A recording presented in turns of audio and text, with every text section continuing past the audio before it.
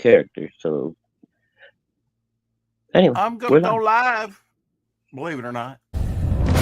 Yep.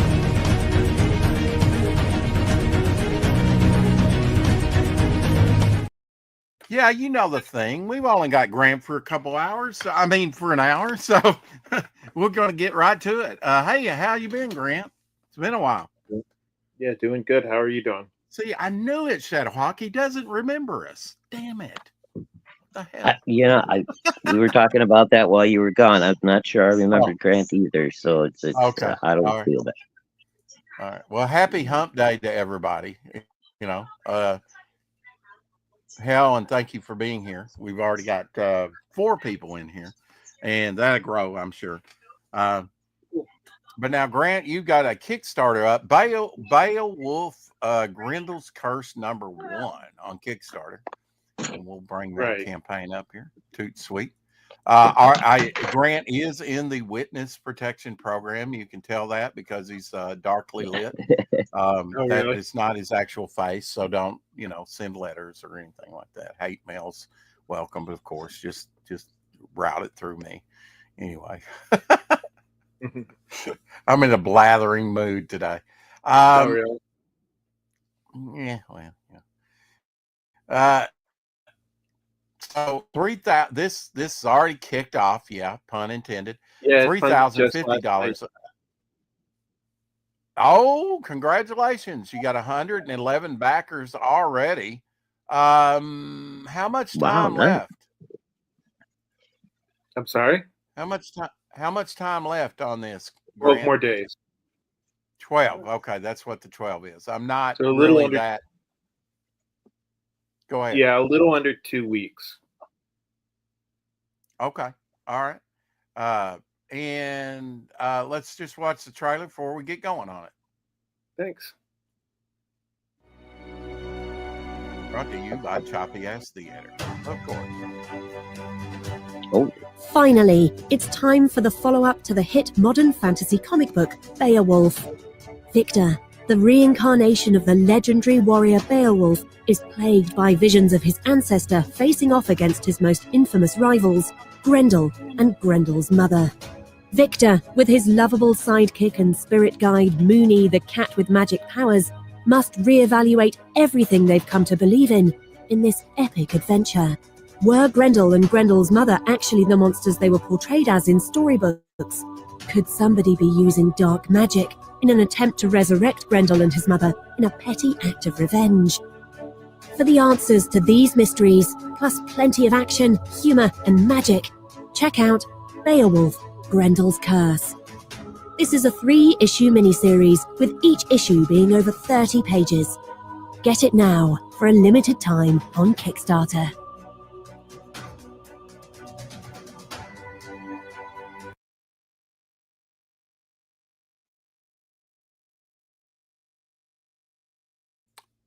I was on mute. I can't hear you. This is you're on mute. Okay, I should be off mute now. Can you hear me now? Yeah. Okay, I was on mute. Yeah. Now this is Beowulf 1. What was your project last time you came on with? I forget. What was the title? So that might have been the original series. So this is the sequel to Beowulf. Okay, I thought it was. Yeah. So I was like surprised to see a #1 on this.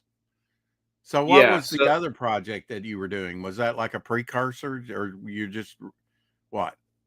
Yeah, that was Beowulf, and now this is Beowulf Grendel'S Curse.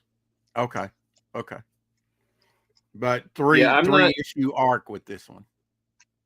Yeah, I like to do mini series as opposed to like big ongoing series. I just think it's easier to differentiate when a story starts or when it ends. Right. Yeah. Like run a nice arc, and then. Exactly. Gotcha. Yeah. I mean, that's kind of old school. That's what they used to do back in the day, and it seemed to work really well. Oh, really? And who's your colorist on this, Grant? I did the colors. I did hire a guy to help me a little bit named Christian Vasquez.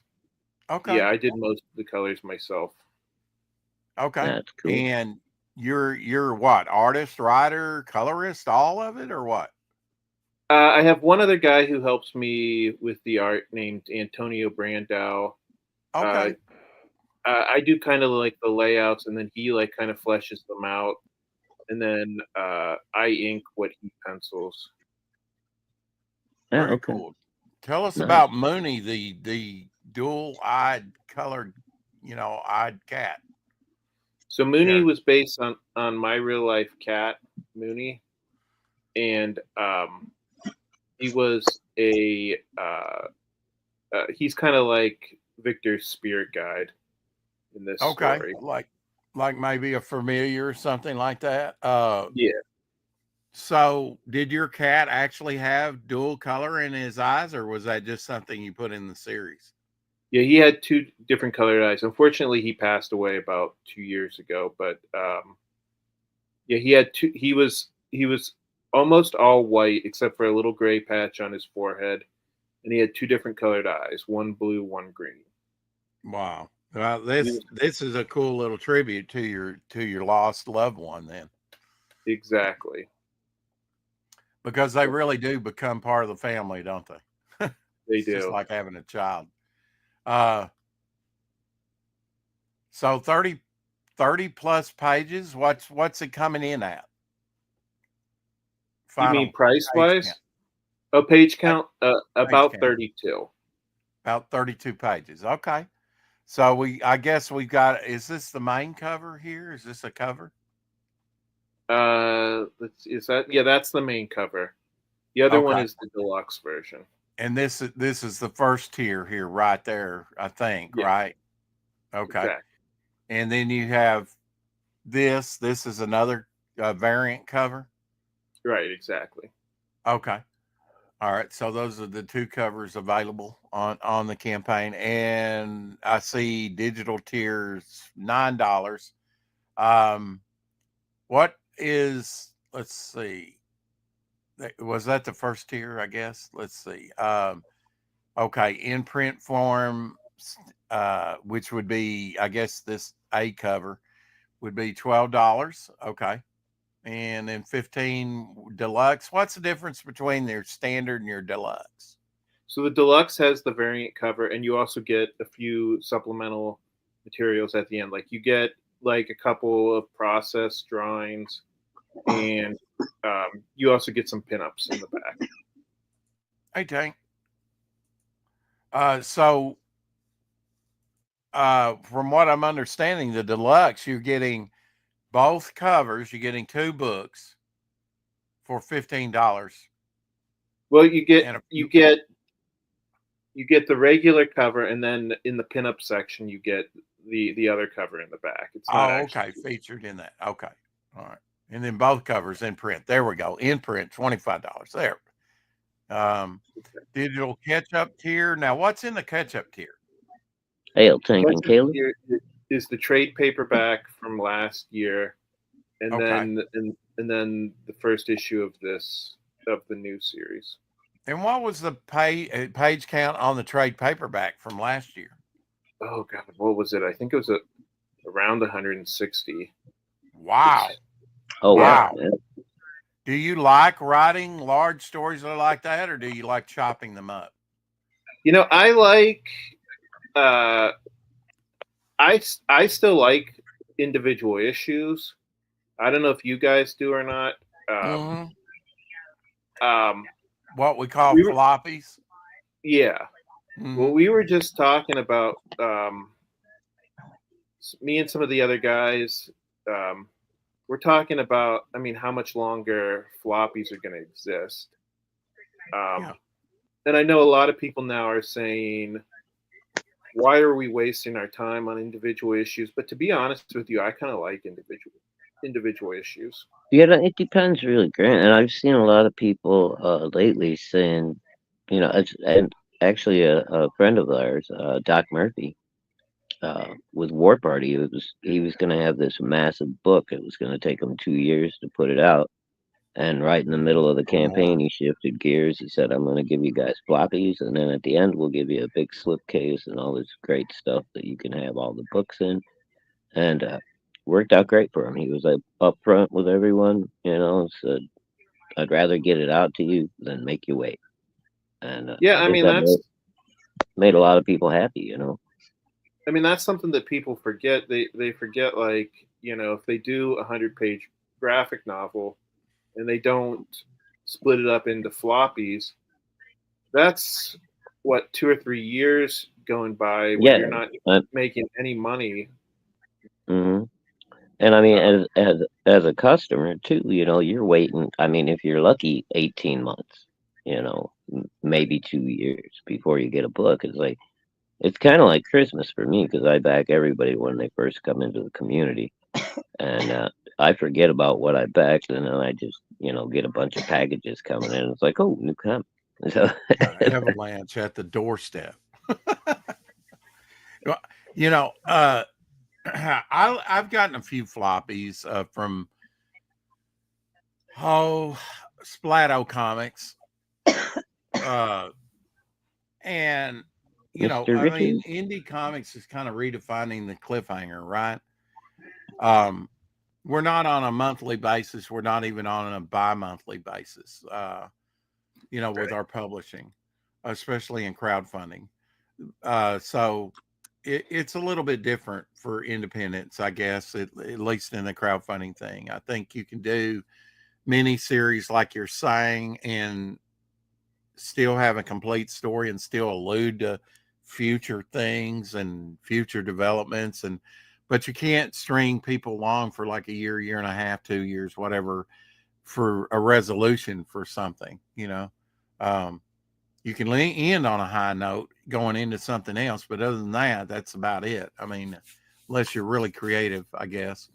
Haven't given it much thought. I mean, I'm going to be you kind of have to issue to issue, but adjust the way you present the cliffhanger, I guess. Because you still want people to want more, right?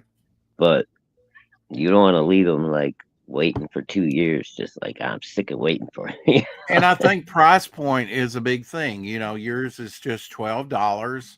I think for a floppy, that's an independent, and you're doing most of the work yourself, and your time is worth something, and your effort, endeavor is worth something. And I think what you have to be competitive within this market and continue with, and make sure that you get the other 2 issues out and then continue on what you're doing.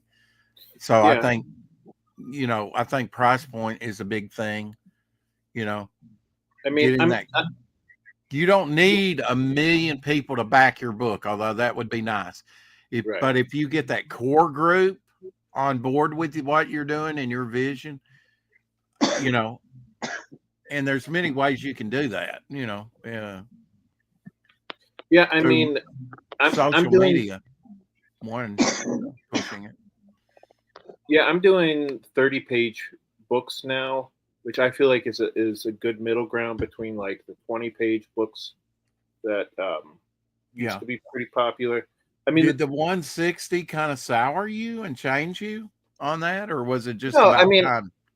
I mean, I still plan on collecting these in a trade paperback. I mean, I think most people will agree that the good money comes when you release stuff on trade paperback, but people can get caught up and collected, and it's a meaty read. Yeah, I mean, I can't remember. Blow right through it. Yeah. I can't remember who said it, but somebody I was talking to just recently said, like, "Hey, Carrie, look, I want people to read my comics regardless of what form they read them in, and I think that's the right attitude."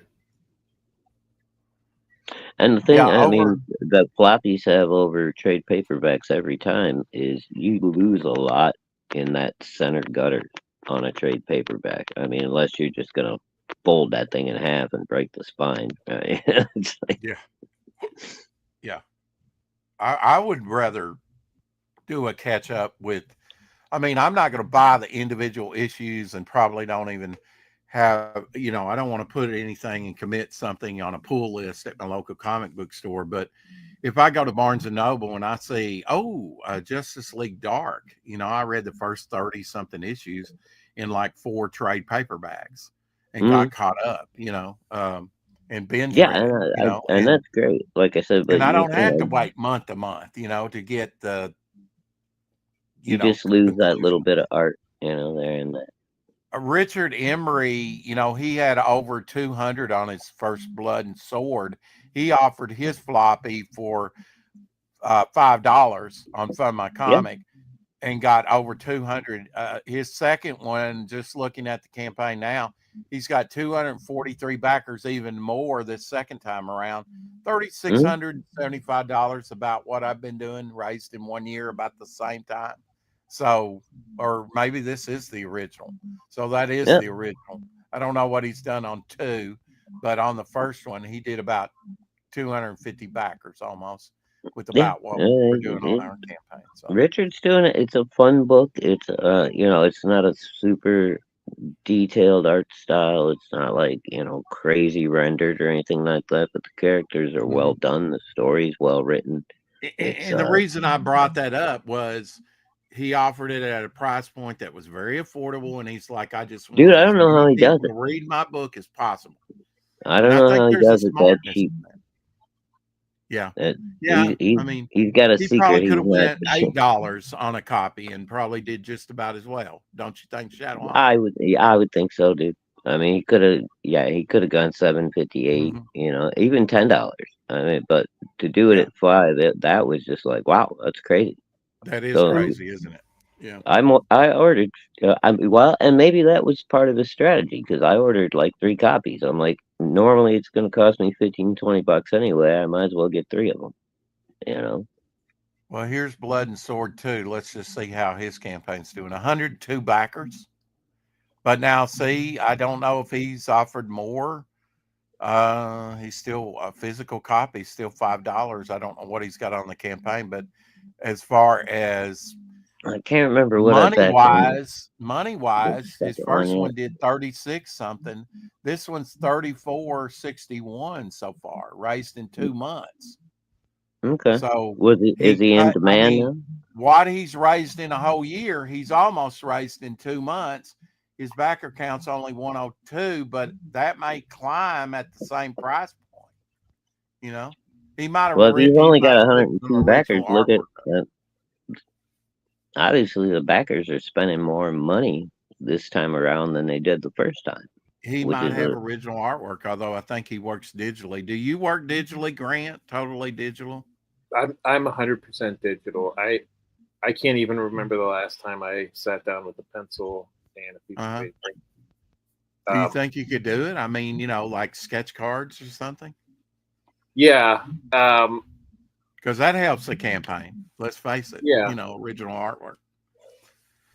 Yeah, I love original artwork, bro. I mean, if you got anything you can even if you print out your if you do digital pencils and then throw it onto a Bristol board and then ink it old school, I mean, that's still, it's original art. I mean, Link is down in the description for Grant's book, which thank you for doing that. Which is Beowulf, but we also have it. I put it in the chat for everybody. Grendel'S Curse, issue 1, so you can jump on board right now. He did have a 160-page trade paperback. I mean, I don't know what you'd call that. That's a monster of a book. 160 pages. 160. What was that? Like a 5-issue arc at first, Grant, and then you 6 brought 6. 6 issue arc. Wow, that's awesome, man. So after that, I guess you know where you're going, right? I mean, it's like, was that your first comic, Grant? Essentially, I did an anthology before that. It was called Lines and Squiggles. It was a little bit more niche. Okay. Did you try and crowdfund that as well? I didn't. No. Oh, okay. Where was that? Like a webtoon or something? No, Or it do was you just, some friends of mine and I got together and we did an anthology. And oh, just printed it up and like kind of locally sold it or whatever? yeah, basically. Oh, okay. No, hey, dude, you got to do something. You know, you got to get your toe in the water somehow. Yes, Yeah, it Kerry, was you are so confused. No, we're not against Kickstarters. We promote Kickstarters on here. We just don't go over there and back on Kickstarter. I don't support them just for my own personal reasons on Kickstarter, but right. And I encourage everyone that does Kickstarter to please come and check out Fund My Comic. They're much more creator oriented. You'll have less fees, make more money. Maybe you won't make, and you can put it up there overall, indefinitely, and you can get paid within 5 more days money if you set it up. But you'll get to keep more of what you make. So I know the fees at Fund My Comic Book are a little bit smaller. Is there any other 2%? 2%. Yeah, it's actually creator owned and operated. They guarantee they will. I mean, unless you're doing something just seriously, just that's gonna take their site down. You know, they're not gonna censor you or anything. Yeah, it's and I mean the great example right now is Cecil Cash Grab 2. Indiegogo kicked him off and then like just deleted his account with no explanation whatsoever. He had nowhere to go, and he went to Fund My Comic, and I think he's broken $100,000 now. No. Not quite. I'm looking that up right now. It's Yeah, Cash Grab 2. Where's he at? The second one, Cash Grab 2, 785 backers, $72,146. Oh, he's still at 72. Wow, he's kind of stalled out a little bit. I thought he'd be higher than that by now. But still, don't tell me about stalled out. Pineapple Perception was stalled out at like 53,000 forever, and went on to do over 216,000. So yeah, he did over $250,000 before it was all done. And I did ask. And guess what? I'm still fucking waiting on my book, my box, my shot glasses, my standees. What's your turnaround time, Grant? Is your artwork 100% done when you? So you're one of those that like to get 100% done and then you launch it. Sometimes I have like little things like lettering and but like you can editing, finish that up while the campaign's running. Right, but for the most part, they're pretty much done. All right. So back to the campaign here. We've got Beowulf's Grendel'S Curse #1. We got the retailer special for $29. What is that? And do you actually have to have a retailer's license for that or what? No, I'm not going to check anybody's license or anything like that. The papers, young man. The idea of a retailer special is you can get a lot of copies at a discounted rate. Okay. And that's cool. Yeah. I usually have at least 1 or 2 shops per campaign that back that. So it's not a huge money maker, but it I mean, I've been trying to. Hey, bro, to have any shops that are actually buying your stuff and putting it out there for you without, having a diamond catalog or some other shit behind you.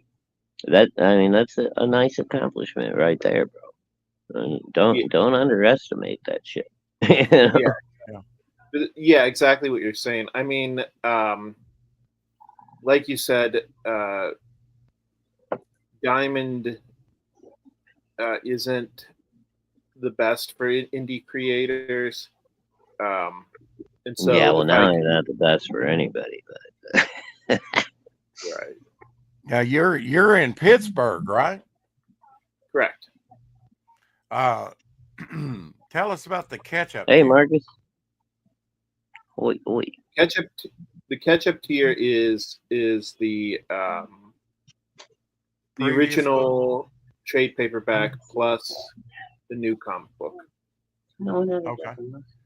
This comic is 100% done. I guess that was the 100%. I was wondering what that 100 was that you were talking about advocating, that I've seen. I think it was here. Make 100. Is that what that means? That it's 100% done?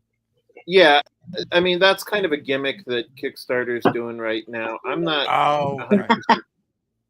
I'm not 100% sure what the point of it is either, but hey Marcus. Hey Homer.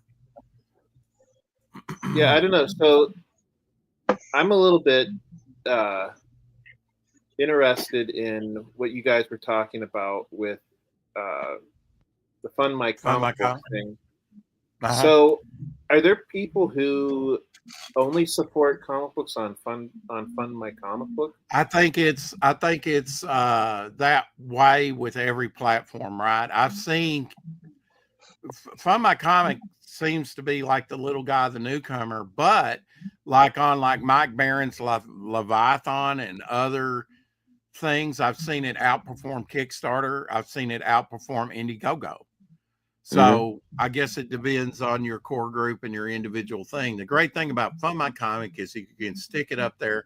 If you need the money to kind of complete the thing, you can get the money at the end of the campaign, or you can get the money. You can get it when you want. You can get it up to 5 days after you launch. That's what I like about it. So and also, Luke and his partners, the guys that are, the top. I think there's 2 or 3 of them that are Luke Stone. Yeah, Luke Stone and his partners. Todd. You can get a hold of those guys and speak with them directly. Exactly. Like if you try to send an email to Kickstarter or Indiegogo, you'll be lucky if you even get an answer in 2 weeks.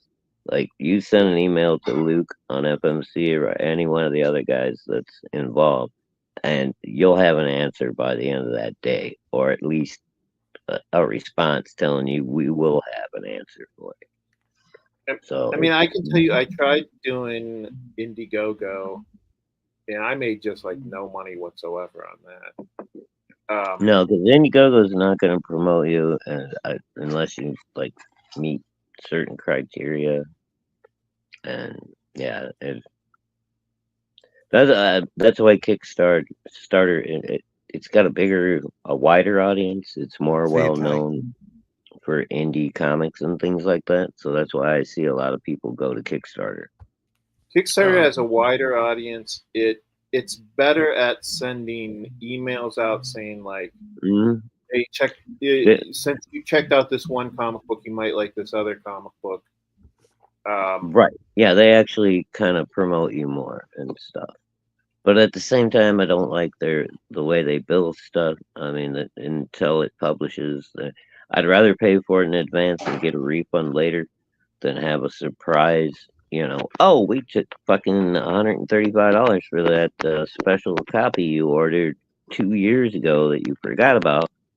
And all of a sudden, I'm bouncing checks in my checking account. That ain't cool. That's the number one thing that I've heard about, that. But that's not cool at all. If you go over to Fund My Comic, if you push Fund My Comic, you can get 1% taken out, and that's through the ambassadors campaign. He's got a lot of admin that have campaigns up on Fund My Comic that help him out. And so again, if you have any problems, if he doesn't directly address it, he's got other people that can get into your campaign and make the fixes that you need, or you've got questions.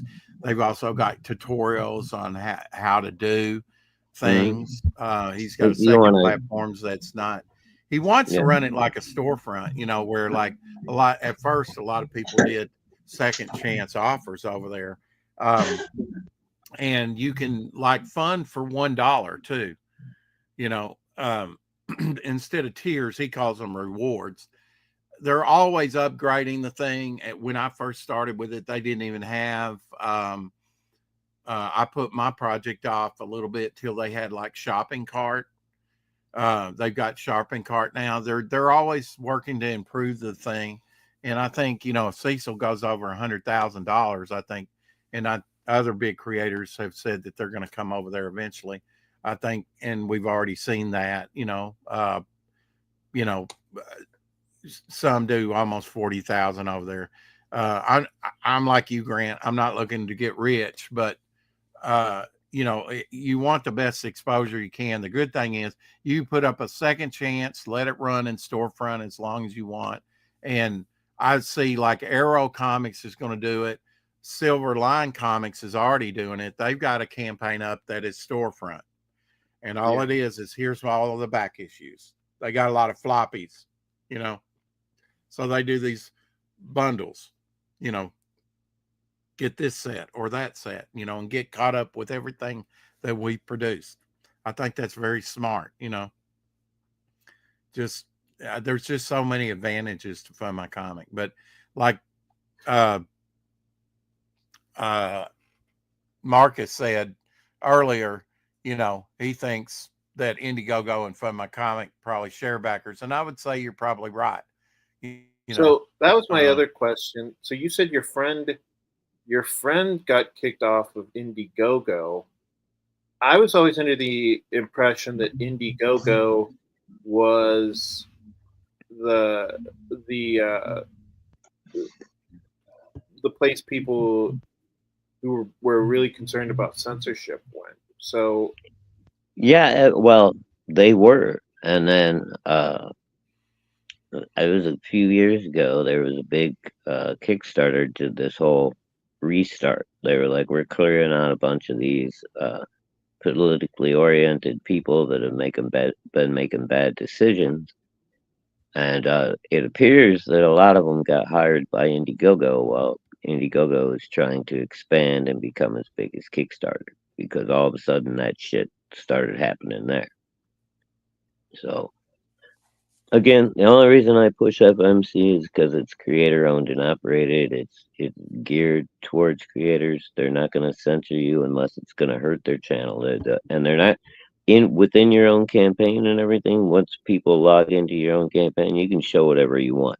They're just not going to show, you know, like naked boobs or bush or whatever on your promo stuff on the website. That's going to be censored or whatever. I mean, I guess the other thing that I don't understand is like when I look, I mean, people talk about censorship on Kickstarter. Jesus Christ, when you go to Kickstarter, 90% of the books are not safe for work. And it's like, I don't know how much more. Yeah. I don't know how much less censorship you can get. Again, all I know is from what I've personally seen, they removed a couple of big campaigns just for purely political reasons. Mike Barron had a couple.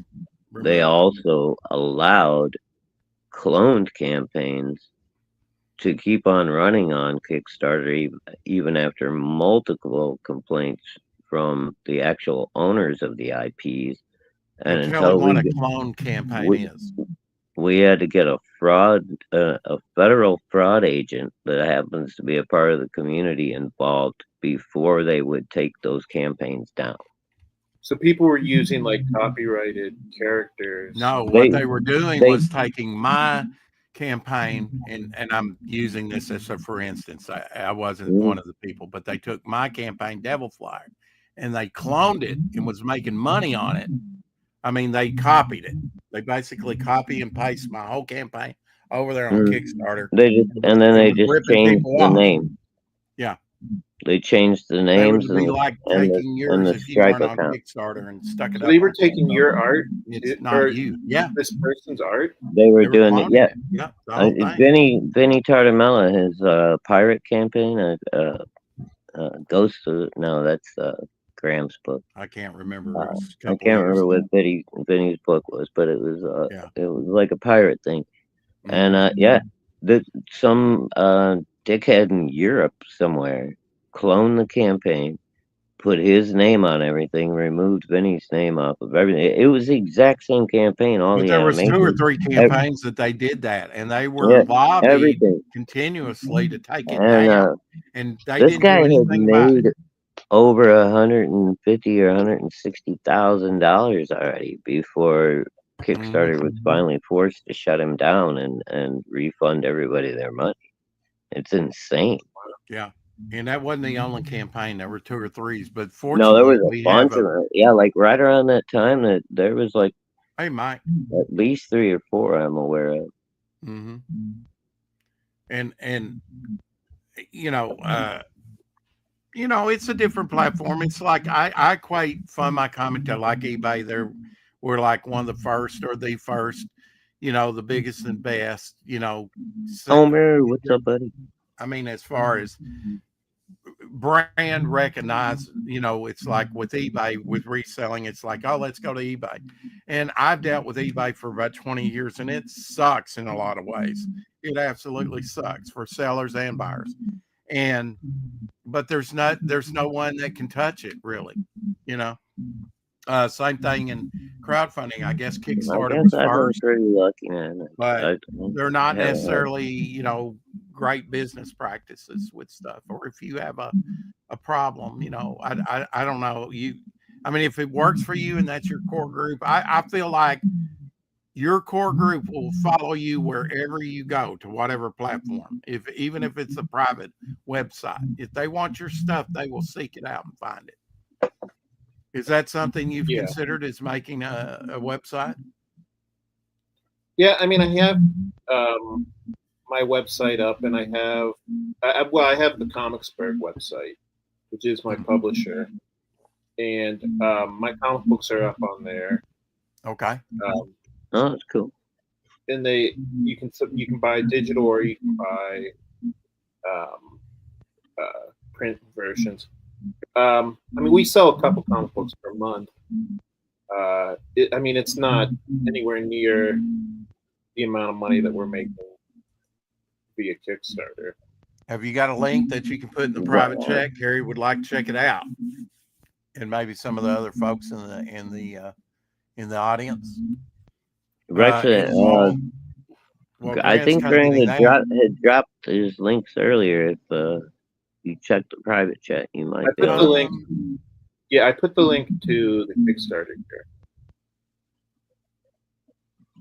Yeah, he dropped it earlier, bro. It should be back there somewhere. But now she's talking the website, not the campaign. Oh. All right. I didn't. Sorry. No problem. And then while he's dropping that in the private chat, hopefully, so I can throw it over in the chat. Okay. And if you want to throw it in the chat, Grant, you can. I'll rent you, and you can come in and promote this all you want at your leisure. Can I do that? I don't know how to do it, Rex. If I knew how to do it, fuck. All he needs to do is give me the link in the private chat, and I'll take it from there, brother. Let's watch the trailer once again. Somehow I can still hear you, but I can't see you. Oh. What did I do? That's crazy. All right. There we go. Losing my mind. I'll be back. Finally, it's time for the follow-up to the hit modern fantasy comic book, Beowulf. Victor, the reincarnation of the legendary warrior Beowulf, is plagued by visions of his ancestor facing off against his most infamous rivals, Grendel and Grendel'S mother. Victor, with his lovable sidekick and spirit guide Moony, the cat with magic powers, must reevaluate everything they've come to believe in this epic adventure. Were Grendel and Grendel'S mother actually the monsters they were portrayed as in storybooks? Could somebody be using dark magic in an attempt to resurrect Grendel and his mother in a petty act of revenge? For the answers to these mysteries, plus plenty of action, humor, and magic, check out Beowulf, Grendel's Curse. This is a 3-issue miniseries, with each issue being over 30 pages. Get it now for a limited time on Kickstarter.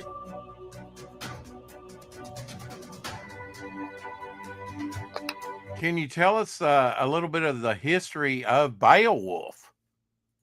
Because that's an old work. Yeah, like what interested me in it. Mm-hmm. So when I was when it was first written, do you know that? Yeah, about 1,000 years ago. Okay, we covered that in like high school or or like junior high, whatever. We read Beowulf.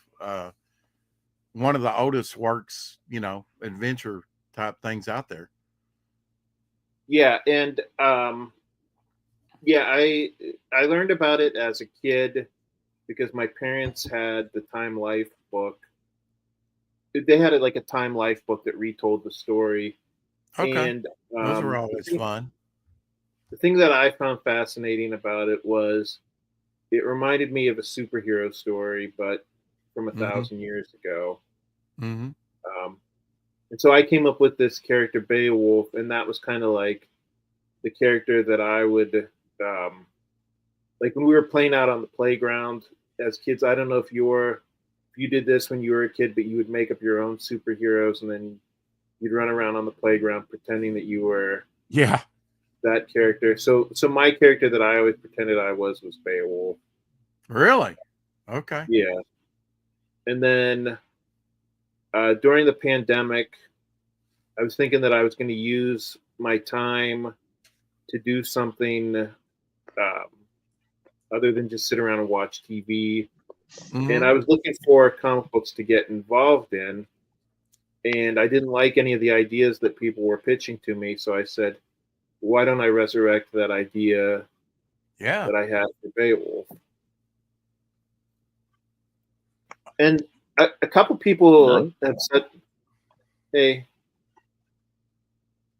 a couple different people have mentioned to me the cool thing about Beowulf is it's like, as far as brands go, everybody's heard of Beowulf, but not necessarily. There's not a lot of movies or TV shows or stuff like that. Like, you know what I mean? Like, there's a lot of movies and TV shows about Robin Hood. There's a lot of TVs and movie show. There's a lot of TV shows and movies about like King Arthur, but there isn't necessarily a lot of TV shows or movies about Beowulf. Exactly. I mean, even as a kid, I mean, not 60s, a lot, you know, but there's been a few. There's not a lot, but there have been a few. One of them, I can't remember exactly what the name was pretty fucking good too. Back in the 60s, they had Robin Hood. You know, it's like a sci-fi and Robin Hood cartoon. Oh, really? You can watch that on YouTube. Yeah. I totally forgot about it because I was so young, but pretty interesting. You know, once I got to watching it on YouTube, brought back a lot of early childhood memories. So what is so compelling about that? Was it the superhero aspect of it, or just that you could pick up a stick and this is my sword and I'm going to kill this monster Grendel? What was it? That was kind of. Yeah, I think it was the idea that it reminded me of like a superhero, but from like 1,000 years ago. Yeah. Okay. Mm-hmm. That's cool. It's kind of like Grendel. You know what? Yeah, or Gilgamesh. You know. Yeah, there's a comic book called Grendel too, which is at first. Right. I mean, what was that? One of those old hero sagas. You talk about the original old ones, dude? Matt, what's his name? Matt Wagner. Matt Wagner. Yeah. Oh, dude, that was cool stuff. Yeah, I bought several of those. There's an early, went from male to have a female Grendel too, because there was 2 Grendels. Male and but that wasn't I know. It's not the same thing as what's been going on lately, dude. That's true. Everybody wants to go, they did in the 90s. Yeah, at least they haven't put Thor in a dress. Come on. There was reasons that made sense in the 90s. Grant, did you like Red Sonja and Conan the Barbarian and all those movies growing up and whatnot with Arnold Schwarzenegger? Yeah, I love Conan the Barbarian. Kroll, maybe. I don't know. I wish they would have got someone else for Red Sonja as the lead. Did they have Connie Nelson?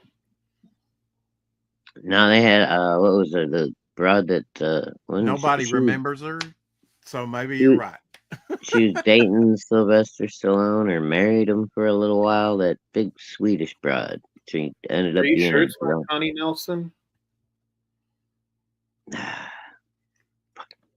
It doesn't matter. She ended up on a reality show in the 2000s. That's all I know. She was drunk as shit, and she was dating the little black guy that used to wear the giant alarm clock Bridget around his Nielsen. neck. Bridget Nielsen. That's now they should have had. What was the chick from Heart to Heart? Thank you, Marcus. Oh, that was what was her name, Rex? I know Powers. Stephanie Powers.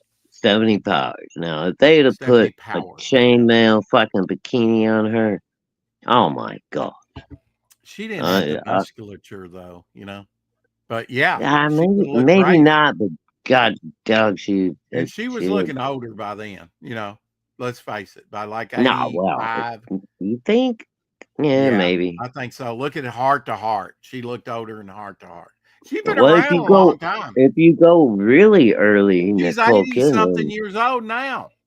Like Dead Calm Nicole Kidman. She would have been in her 40s playing Red Sonja. She might have been a good Red Sonja. Yeah, but anyways, to answer your question, I love all those comic books. I love Conan the Barbarian. I love Red Sonja. Oh, God, yeah. There's a new comic book called Barbaric that is kind of bro, I just reviewed that 2 weeks ago on my show. Yeah, it's great. Have you read it? Yeah, I just did a literal read through on my 12 o'clock. It's called the High Noon Shadow review with Shadow Hawk Talk. Every Saturday. I think it was show number 8. That's cool. I have to check it out. Yeah, that's crazy. That's awesome. Yeah, no, I had fun with it, dude. I had a little bit of problem with colors. And, oh, really? Which one was this? 2 weeks ago, right? Barbaric. No, I mean, what was the book? Barbaric. It was called Barbaric. Oh, you were there. I think you were there for most of it. Every other week, Rex misses because he's got a previous engagement on Saturday. But right, another. I mean, you got to pick a time to stream and just do it, right? Exactly. Yeah. Well, maybe it won't be a conflict for me much longer. Just saying. Well, I'm not trying to encourage that one way or another, but I mean, Homer says, "I know you're not. Just sub to you, Grant, on YouTube." Yeah, Carrie mentions that I have a YouTube show as well. Thank you for checking that out, guys. Omar's saying that I look half asleep. I'm sorry. I guess I'm more tired than I thought I was, or maybe is it you saying that Witness Protection Program, Omer? Right. I was thinking, Grant reminded me more of the story we're going to. He reminds me more of your director character, where he's kind of just back there in the shadows a little bit. I know, yeah. Silhouette. He looks like a criminal kingpin. Yeah, exactly, bro. Stop picking on him. Let's get on with this. I'm not picking on him. It's like crowbait. You're back in your piranha days when you had a pet piranha. I had multiple pet piranhas, my friend. Mad genius. There we go. And they were lovely. They like to be petted. Right. So your 15 to 30 second pitch. Go, Grant. About your project. You 15-second pitch. Well, I mean, you're just your pitch for it. If it goes over 2 minutes, we're going to eject you from the show. You happen to walk into the elevator with Robert Scorsese. Go. Right. Yeah. So I guess the elevator pitch for this comic book is it's a modern day continuation of Beowulf.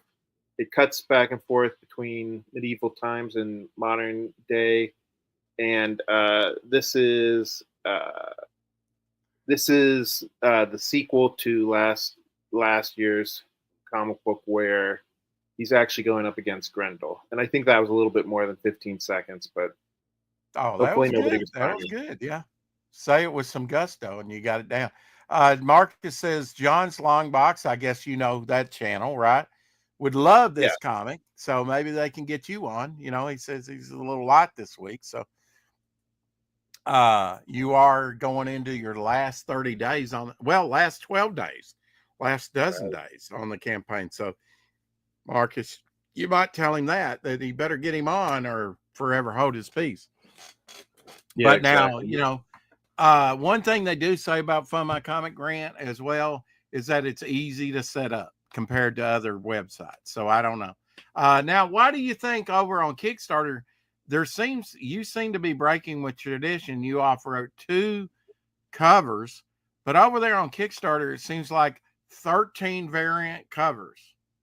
They like a lot of variant covers over there. Has that been your sort of experience over there?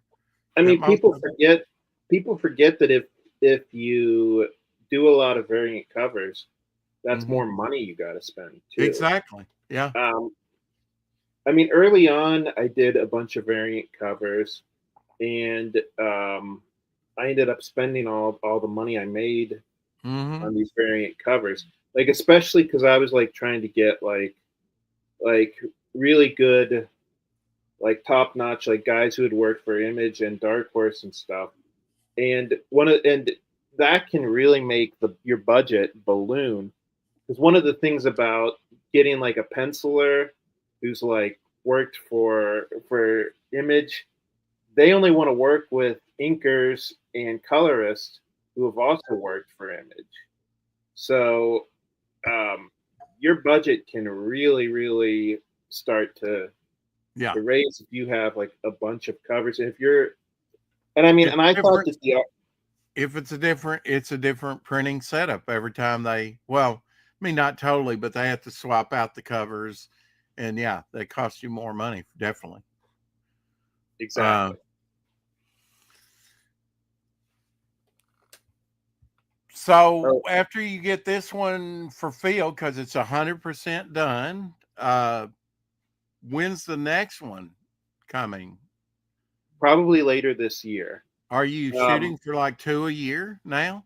Yeah. So it takes about 2 weeks to get your funds. Then, and then it takes about 2 weeks for me to get the proof from the printer and all that stuff. And then it's going to take. I order my comic books from China, so it might take. So if everything goes well, people should get their comic books about a month and a half after the Kickstarter's over. Okay, all right. So I guess that would be somewhere like the start of April. Yeah, somewhere in there, or in April. So, Beowulf Grendel'S curse #1. Find out what the curse is. Right. Do we get to find out what the curse is in the first issue? Probably not in issue 1, but by issue 3 you will. Okay, so he's not cursed yet. Yeah. Right. Now, where do you pick up the story? Is he a young lad growing up? What?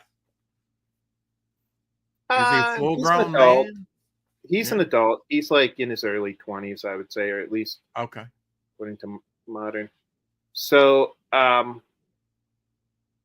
hate to do this, but I think I'm going to have to take off. I think I told you before that you got a business. I'd have to leave at 6. Yeah, we knew you. That's why we went straight into the show, because we didn't want to waste any time with you, Grant. Appreciate you coming on again. It's good to see you again. Yeah, thanks, guys. Thanks for having me on the show. We love having you on. Yeah, when I do my next comic book, I'll contact you. Yeah, good luck with the campaign. Yeah, thank you so much, man. Not a problem. Take care now. Yeah, have a good rest of your show. I will. Thank you. All righty then. You got the links. You know what to do.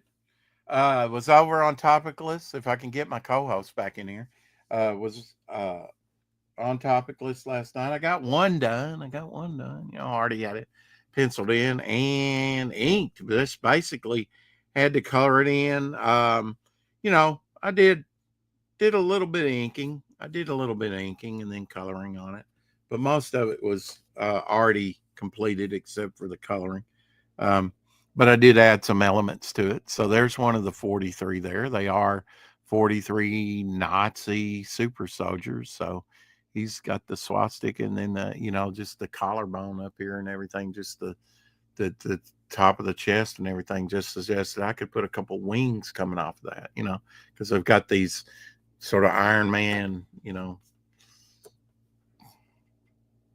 shoulder pads or whatever, you know, but new character here, part of the 43, brand new character. Everyone caw for Shadowhawk. Oh, yeah, get back in here, Shadowhawk. Don't, you know, we got stuff to talk about. And while he's coming back, hopefully, my mother wrote me a thing, got it in the mail. The Dig No Launched book. You cut deep, it hurts. I don't know what the hell that means. Anyway, you'll be right back. Okay. I don't know how you come with a cowboy thing. She's talking about Midnight, you know, the cowboy. How did I come up with the cowboy, you know, character and themes and what? When did you ever think of it? I like Western books and old farm homes and fences and horses, cowboy hats and guns, sunsets and clouds, hills and mountains. Good luck on what you have already planned, Mom. So nice little note from Mom. And then she included these clippings. And hopefully my cam is not, you know, too bad.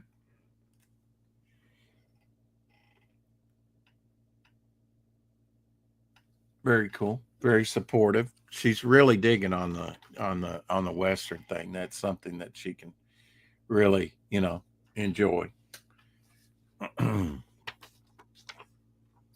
So I guess she just clipped them out, you know. Very cool. Gun and holster there. Oh, this is from the Wild Bunch. William Holden and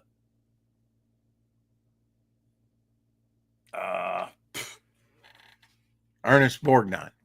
Drew a blank. There we go. Looks like the Marlboro Man there. Westerns created in, you mean Munich? Four of my favorites are the spaghetti westerns. Yeah, I like the sounding of the guns in the spaghetti westerns. When you so buy my book, Omer, I thought I'd miss you. Large notice here. Let's see. It's a lovely letter from Mom. Makes me miss my mom. Bless her. Love you, Mom. Yeah, my mother's 89 years old. She'll be 90 this year. Western Saloon, and it's got John Wayne and Kenny Rogers and a bunch of Lauren Green. That's pretty neat. It says all my favorite Western actors together.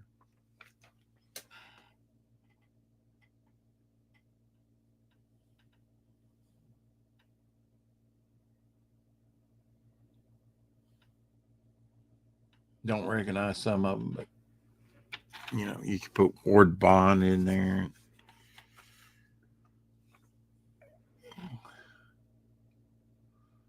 But yeah, I can't wait to, you know, get this stuff going, you know, if nothing else to show to my family and see, you know,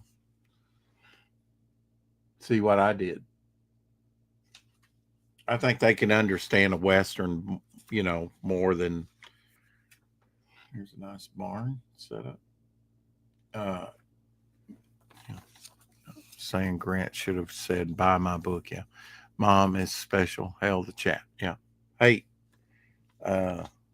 Elsie. Even little paintings, Western paintings. There. Western wear. That's nice.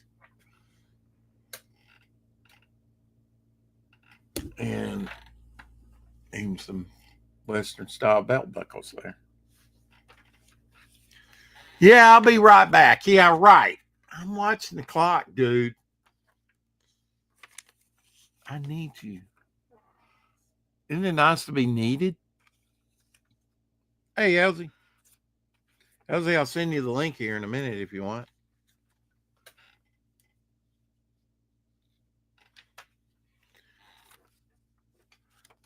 Take my comment as a compliment. Oh, there you go. True Grit. John Wayne. Great movie, True Grit, the original. And the remake wasn't too bad. Better than what I thought.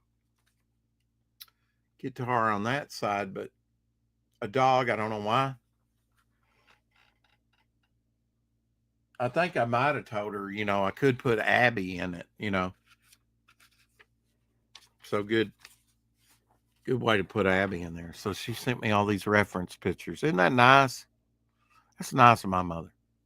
And to write me that note and be supportive. All right, the show's over. My co-host is not coming back, obviously. Damn, Rex. Give him a minute. Okay, I'll give him a minute. I got to juggle these balls. I got things I want to talk about, and I can't do that without somebody to play off of. Okay, Walter says okay. So I'll send him the link. And in the meantime, I'll do this.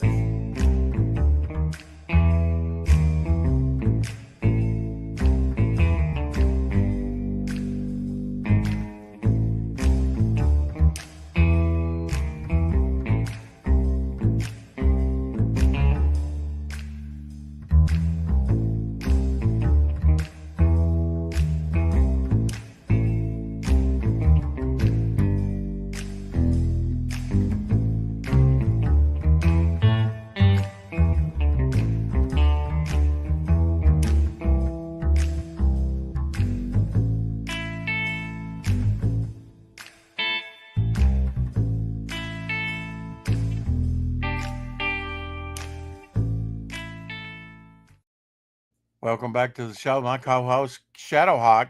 Shadowhawk, I want you to do something for me. Jaw. What? Don't do that. PDST, whatever, MOUSC. I don't know. I don't know what it is. What do I know? Hell, what do I know? I'll give you a rare. Are we watching something?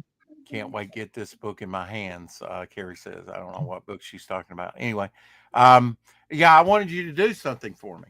I want you to do your best Godzilla for me. Oh, hold on.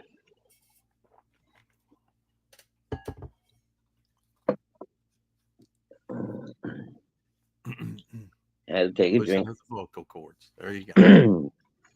Wet the whistle a little bit.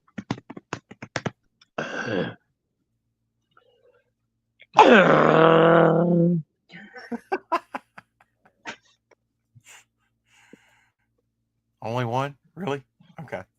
That's it, man. That's all you get. More like Godzuki. Anyway, that's all you get for free, bitch. Okay. Guess what I watched before the show? Oh, you finally got it? Very nice. What'd you think? Went down in price by $5. Yeah. Great movie, but the Godzilla parts were fucking amazing. Yeah, it was a good movie. I liked it. I cried when at the end. I thought it was a little slow pace. At the hospital, look, that's the Oriental mindset, I guess, right? I know, yeah. They got to build up the drama. Dude, and when the fucking old boy sacrificed himself to save the girl by throwing her into the alley, that was just stupid. All he had to do was grab her and pull her back. He didn't have to. He pushed him into the alley and got swept away. Oh no, that's right. It was her that, yeah.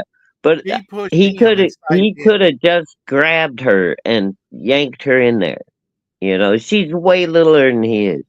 Again, he's traumatized. He was traumatized from frame one. Oh, good God. So now, he really was. Oh, we're supposed to have pity on the little pussy. I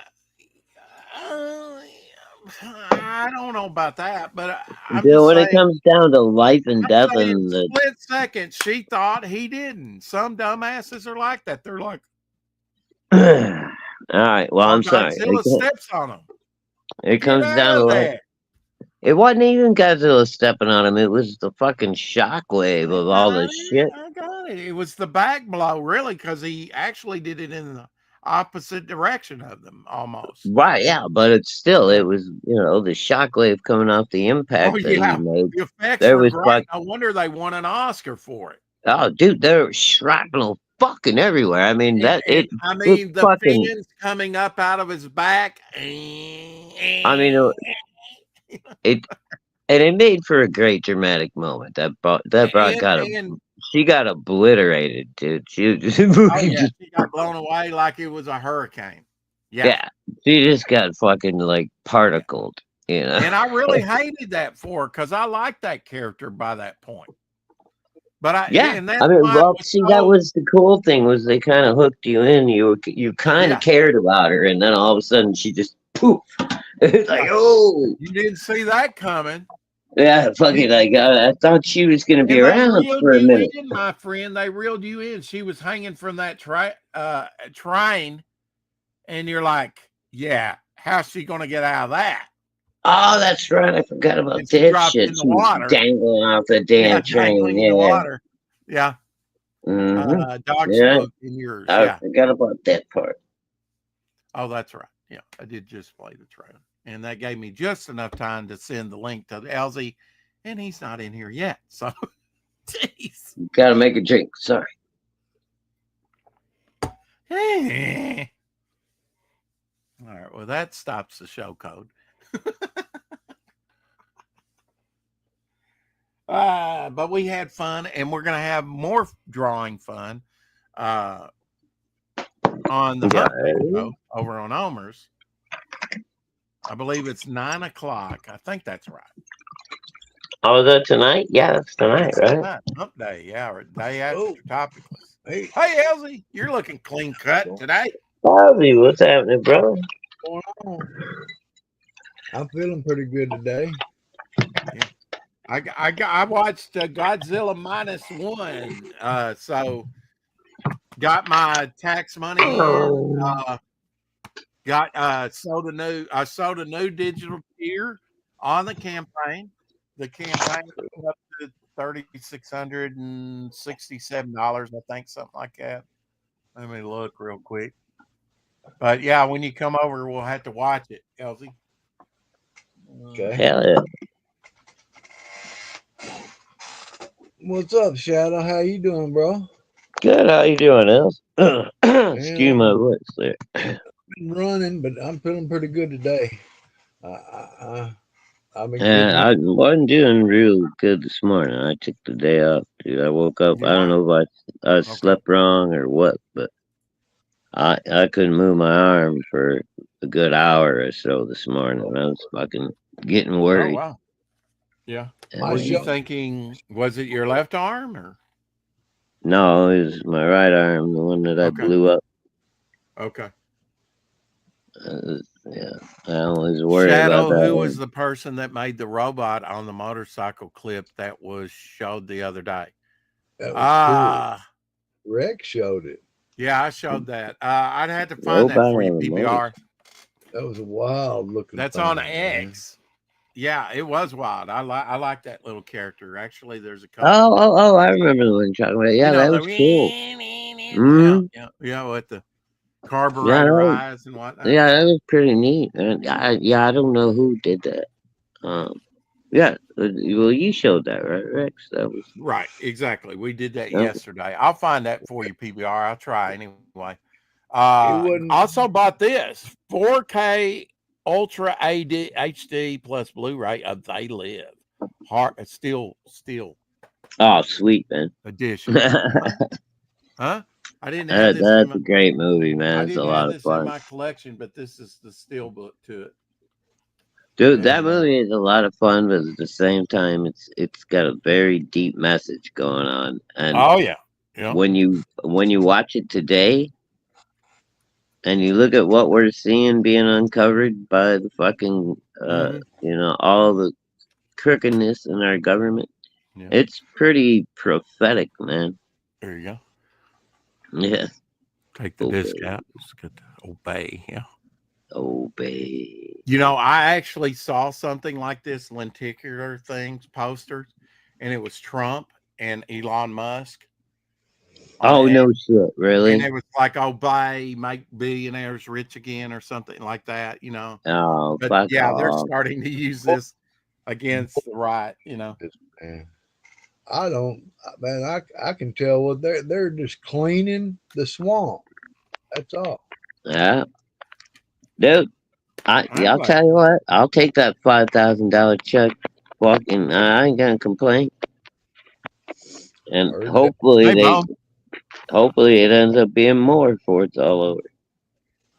Yeah. Good thing is I haven't watched this in a while. They actually had it on. Well, bro, I'll tell you what. Long ago. Between me and Mama Hawk, if we both get $5,000 rebates from the government for them misspending our shit, right? You be doing all right. We can relocate. We can buy a piece of property. Fucking put a fucking nice double wide or a prefab on that motherfucker. And I'll be spend the rest of my days someplace nice and warm, and I have to shovel snow again. And that would make me. LZ, don't make me kick you. That would make me happy. Now there's your drawing show. You can go on LZ, the Hump Day show on Omer Glitch's channel. I can send you the link if you want to draw with us. It's at 9 Central. Tonight. Yeah, 9 to 10. You can come in late, so if you got to come in like 10:30, whatever. It's up to you, bro. I just throw it out there. Link. That's cool. Okay. Is Omer here? Is he in the chat? Omer's in the chat, yeah. Hey, Omer. Sorry about that, brother. I gotta organize some of these pics of the thumbnails, and I will send those over to you after the show. Omer, I'm going to drop the link in the chat if you want to come on in. What's up, baby? What's going on, baby? What's going on, baby? Oh, good. Oh, your sissy's home. Oh. It's okay. Yeah, I was walking, and then My daughter just got home. Her friend dropped her off. I did see that you told that. I saw that. Yeah. Oh, hey! Now you gotta be careful with that. Nazi symbol. Yeah. What was that arc reactor going on? I like that plasma cannon though. Hey, Hockey. Hey, Hockey's Hawk. in Australia. He's an artist. He's an artist. He did a 2-page story in my book. Hockey's one of the good bogies. Yeah, he's Love you, Hawk. Good to see you, buddy. He's the best Australian I've met yet, and don't let that go to your head, Hockey. But yeah. Damn. no. Ouch. Right now, he's doing the drawings for backers to send out to backers with his book, The Dress. He was working on that last night on Topicless. Cool. Oh, that's cool. Yeah, I backed that thing, Hacker. I tried to twice, and it flagged it twice as a possible scam, my bank. And by then, he'd already shut it down. So I didn't get a copy. Really? Wow. No, yeah. I didn't have any trouble. Yeah, I backed it.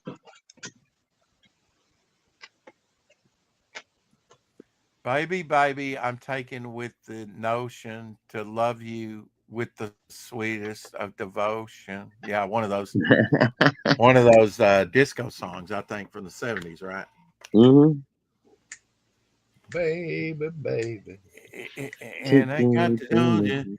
You got the motion. So I don't know. Rock the boat. Is that what you're singing? Don't Rock the boat, tip the rock the boat over, rock the boat. Might be, yeah. Is that the right lyric? Ah, fuck.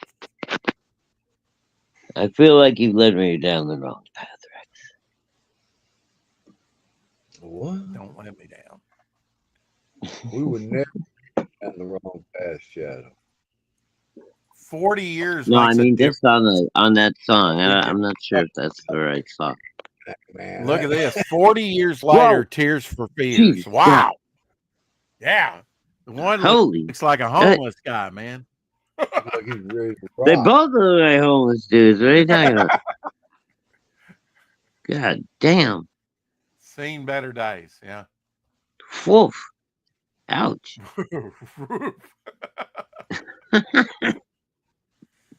Life has not been fucking easy on those boys.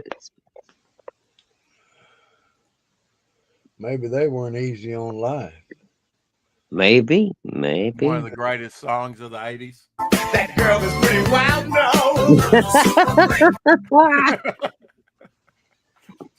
Oh my god, dude. Me and Mama Hawk were watching fucking Oh, the Rick James from what's that dude's name? He had his own show. Now everybody's gonna call me racist because I can't remember his name. Dave Chappelle. Dave Chappelle does this fucking thing where he's got Charlie Murphy on the show. And they're talking about Rick James. And like Charlie Murphy ends up beating Rick James's ass. Only 1,000 to 2,000 of these San Francisco garter snakes exist. I think we've shown them on the show before, but yeah, only about 1,000 to 2,000 of these are. Oh, those are pretty, dude. That's bullshit. I know they've been called probably the prettiest. Okay, kill them all.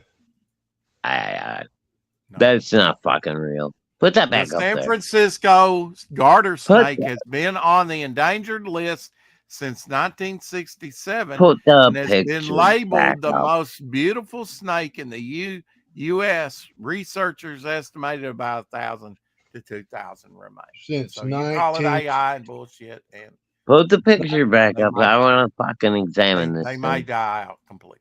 So just put the picture back up. 68 years ago, and they still hadn't figured out how to populate them. That's bullshit. Well, I mean, their territory, if they're around San Francisco, though. I mean, dude. You know, it's the head look. So all right, look at this shit. Okay, anybody that's got an eye. The head and the neck are obviously a real snake, all the way down until it hits that coiled up body, and then look at the fucking grass line, the underneath of the neck, everything is blurred. That's where they fucking connect this shit to the goddamn digital fake crap, and then they make it. Yeah, that's AI, bro. Sorry.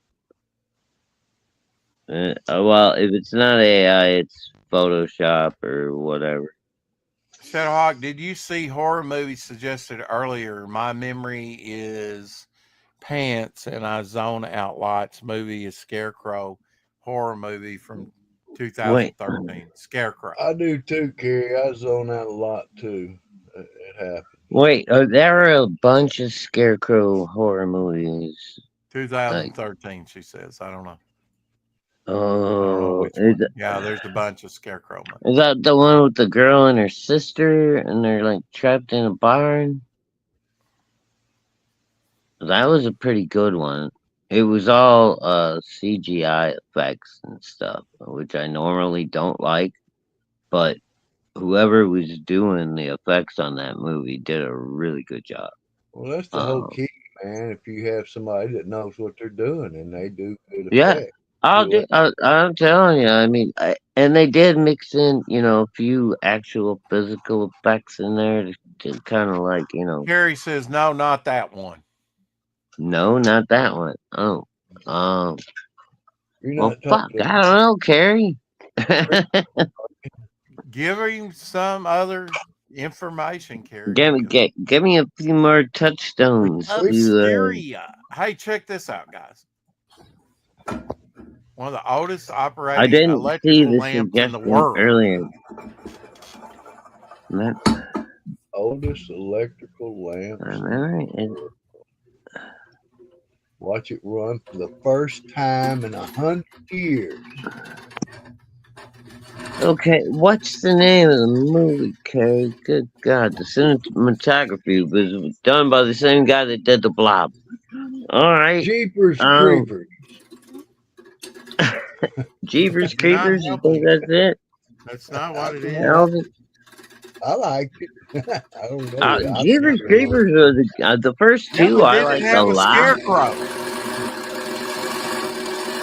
No, we're talking about Scarecrow movies, but there's been like, fuck, dude, at least 5 or 6. He's a master at changing the subject. Don't contradict him. There's been at least 5 or 6 different Scarecrow series put out by different fucking goddamn production companies, and there's at least one Scarecrow I know has had 3 sequels.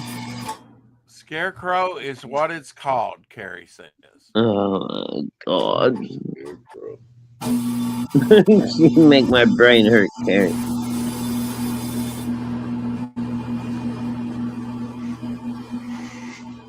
You're gonna have to go deeper. You're gonna have to tell me which one it came from. What production house? What year? That's wild, isn't it?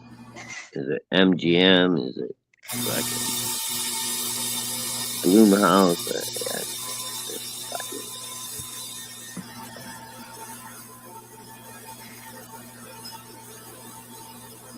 What is this? It gives off some light. It gives off some light and gives off some sound, doesn't it? That's one very of the earliest. That's 100-year-old lamp, and it's that lamp is the first time it has been used in 100 years. In 100 years, turned it on. It's one of the open carbon arc lamp from 1889. Whoa. God, yeah, and it still worked when they turned it on. I'm just trying. People need to learn something. Look, God damn it just goes to prove we just don't build them like we used to, do we? I know refrigerators that are still running. They're over 100 years old. Running just they made things. Bro, I know guys that have got fucking like 95-year-old Coke machines. Yeah, I told y'all we had a good one today. Still operate and take coins. Look at that right there. Look at this operation. Popeyes can't do it. KFC can't do it. Churches can't do it. KFC can't do it. Zaxby's, Zesto's, Damn. Bernie's, whatever. Fernie's, What whatever is you want to call it? it. Is that wings? Like this right there. Oh, legs and wings. Hello. All right. Right here. Yeah, we got on the wagon. You can take it with you. We got some burners. Look at them beans right there. Look at them beans right there. Look at that right there. What is that? Pig slices in the beans? No, it's silly, bro. Yeah, I know, but no, he said beans. Or beans, yeah, okay. Just beans, I guess. Look at this fucking tomahawk steak. What the fuck? Look at that right there. Look at that. You kidding me? Look at that right there. Look at that right there. Oh. Doing it like this. Anything you need, we can do it. If I can't do it, I'll find out how to do it. Look at that right there. Look at that. I'm sure I've told this story before, but we used to roast full lambs on Friday nights going into Saturday. Come to your backyard. And we would hang out all night. And about like 2 o'clock, 3 o'clock in the morning when them lambs were starting to crisp up and all that fucking juices were starting to run, we'd grab a big old bag of Italian bread, or fucking French bread, whatever they had available for sandwiches. And you just run it down the bottom side of that fucking lamb as it's, rotisserie and around. You just open the lid and then eat that bread, bro. Oh, We would sit there all night long, drink beer, eat the bread. Fucking, we had like 3 or 4 of us with acoustic guitars. I had my acoustic bass, and fucking, we just jam out all night long, drink There you beer, go. fucking, and roast lambs. it was so much fun, bro. If I could Okay, pick so one time in my life that I could relive forever, it would we're be trying like to do a show. We can't stop to Google it. every Maybe we day can was that Google it day. after the That show would and be give you an answer in between shows, or Well, if I had my phone on on me, I could. Instagram or tomorrow. But she says it's a what was the question? Scarecrow, a 2013 man-eater film series directed by Sheldon Wilson, was a sci-fi original called film premiered October 19th, 2013. called Okay, Scarecrow. Kara, I'm just saying I've seen so many movies called Scarecrow. I Yeah. don't. That Yeah, doesn't there's a help me. bunch. That's a generic. I mean, And Scarecrow I is a don't. public So domain character. I'm not the kind of guy that looks up like who directed it and who the fucking cinematographer was. That's not me. I'm sorry, Carrie. She says, "Okay, I give up." Check this out, guys. But In I've ancient watched a Egypt, lot of women cool had to urinate Scarecrow in 2 movies. different bags. One bag was filled with barley and the other with wheat. If either bag sprouted seedlings, the woman was carrying a baby. And additionally, if the barley seed sprouted first, it was a boy, whereas if the wheat sprouted first, it was a girl. What'd she have to do? Pee on them? In ancient Egypt, women had to urinate in 2 different bags. Okay. One of barley, one of wheat, and if whichever sprouted, what if they got? So if then it was a boy or a girl, huh? Yeah, but if they didn't sprout, then she's not pregnant. Yeah. Well, I forgot about that. Yeah, you got the third option, right? Yeah, then Breaking nothing news: sprouts. ABC refuses to renew contracts of Whoopi Goldberg and Joy Behar on The View, citing a desire to move away from toxic elements. And the other Joy, what's her name? Joy something or another. That's Behar, right political. here. Yeah, they're not No, gonna renew their contract. not that one. The other one, the black girl with the bald head. Joy. Not Whoopi, right? I think I know who you're talking about. She was on mainstream media, not this fucking bullshit, goddamn fucking coffee club bullshit with Whoopi Goldberg. She was supposed to be a serious fucking journalist. Joy Beard. Joy Reid. PBR. Reid. Yeah. Reid. There you go. That's the one. She just got fucking fired. Look, man, if people think that really the toxic stuff that people in America aren't ready just for common sense, look, it's just the way it is. We're human beings. I happen to be a guy, and Thank there's you, Bo. girls, and Thank I you, PBR. recognize that. It's been recognized ever since we can remember in history. Just this now, people have gotten to, well, I think I'm going to be, I'm supposed to be a girl. My goodness, let me go out and get my hair shaved and get lasered off. What? Yeah, go ahead. Happy belated birthday yesterday, I believe. Either that or today. I'm not sure. It was posted 15 hours ago. I'd have to look it up. Texas Avery's birthday.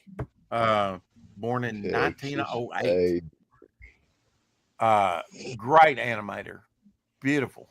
Both of those ladies are two of the most. Was that his actual name? Was Texas? Tex Avery. Tex. Tex. Right, but yeah, that was his actual name. Was that his actual name? Was Tex? I believe it was. Yeah. Wow. Nah, I don't know about that. I call bullshit AI. Got it. Moving on, I know this will be something. No, I just think that's not his real name. I think that's a goddamn nickname. We call fucking goddamn Texas Dave, and he's in fucking London. That's You because he kidding wears me? a hat. He wears a Excuse Trust me, I Elsie, you tried. kill me, brother. Hey, I wanted to live a normal life, Born to live normal. but that proved to be impossible. It just did something to me. That's why I settled in Flores Park and put myself back in the line of fire.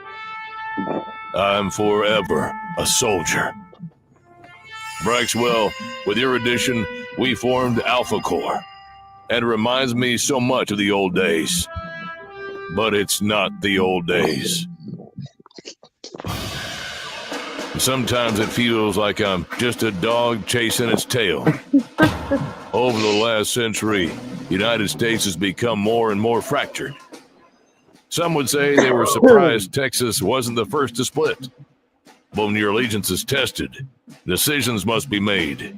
It becomes obvious. I served the United States, but ultimately, my allegiance was to the Lone Star. Everybody has their opinions on the accepts. The term has morphed over the last several decades. Let's do a little EFAP. Yeah, yeah.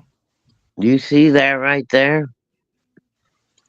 This motherfucker just took a shit on his own state with nobody even noticing. This is the first time I noticed.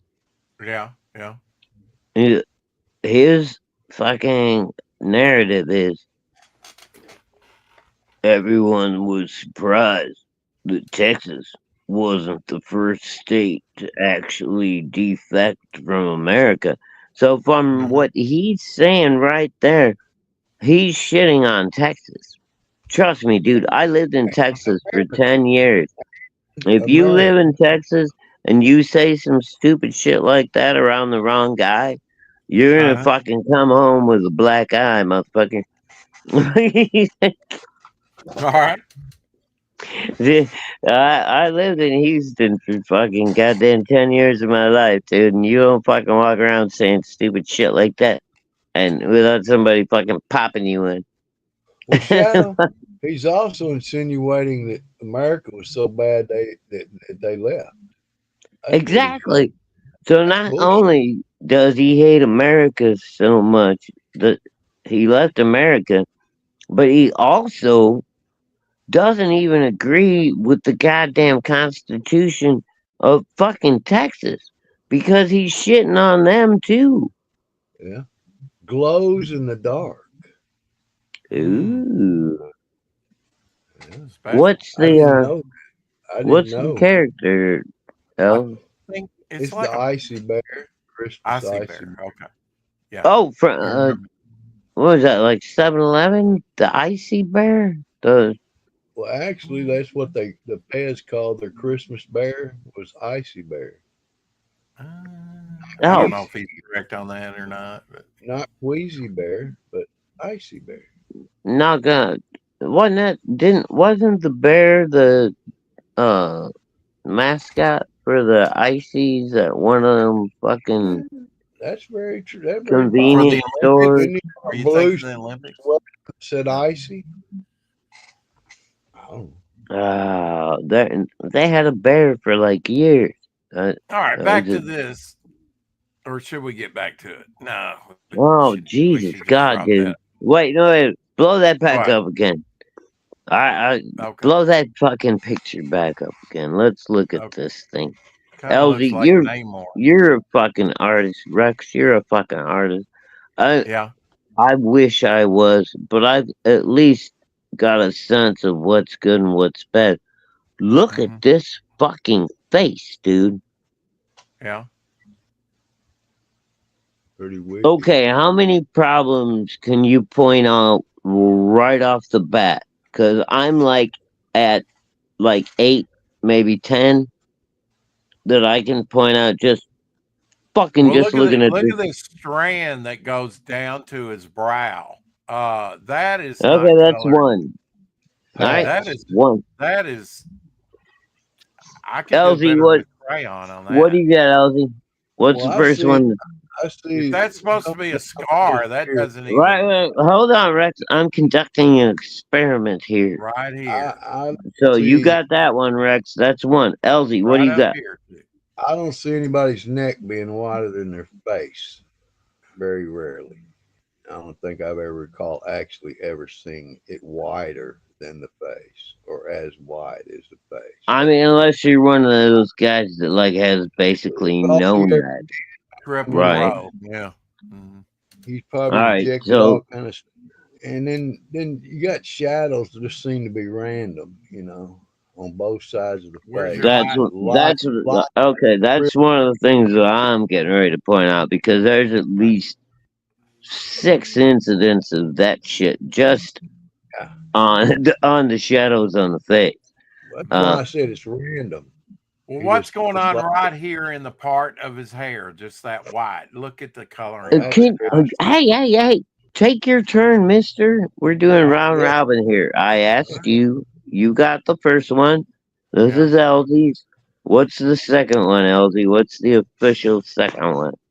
I would say the official second one to me that it bothers me. Now it could be that could be the way somebody is, I guess. But it's that freaking neck bowing out past his cheekbone. Now that's not, to me, doesn't seem right. Then it's the shadows just random. I mean, those two are fighting me all the time. Bouncing around all over the place. Oh my God. I just noticed this.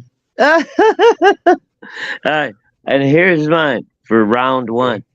We're going to do 3 rounds of what the fuck is wrong with this one picture because, dude, I spot at least 3 things that are just outstandingly horrible.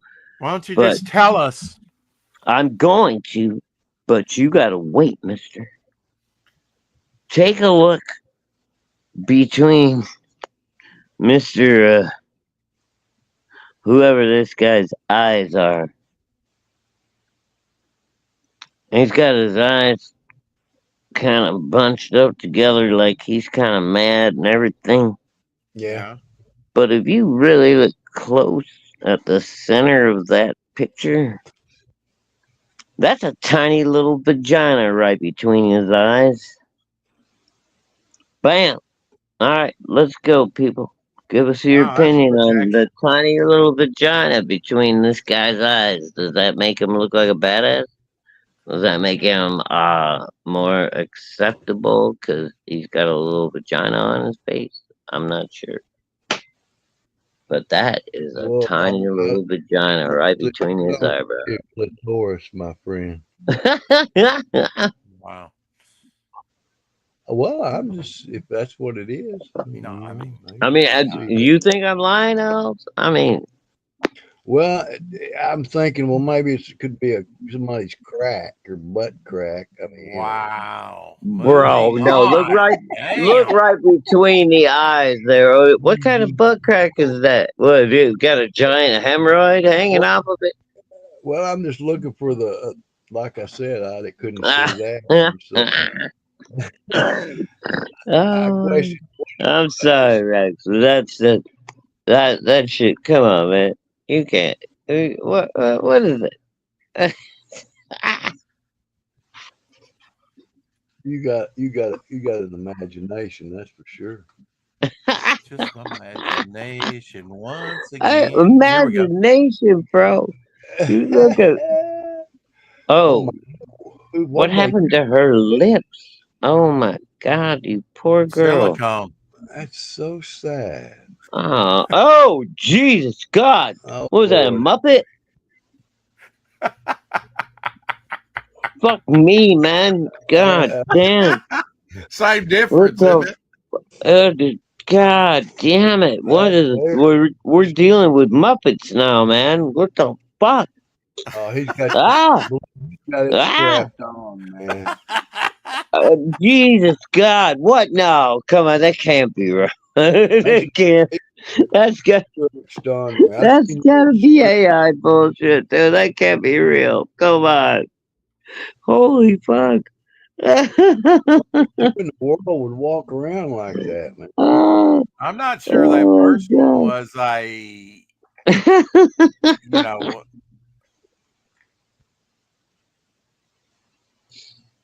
I'm not Okay. sure that first one was, I you know, I even myself, a honey, woman. I'm just a little more worried about how long I'm gonna last. That's all. It's all good. Check this out. He built a cabin so he could fish. Oh,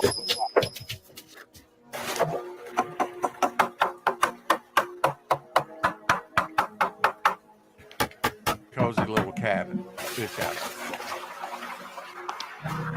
Now, my thing is, Shadow, what if the Uh huh. water comes roaring through there, you know, and gets high? Well, I mean, if he's just like in a little creek or something where he knows what like the water levels to Yeah, go up yeah, to and shit like that, then you're perfectly fine. But yeah, if you're on a basically, river or something where things might change, then yeah, yeah. you're gonna be fucked. And basically, his stove and is about all he has to take out of there.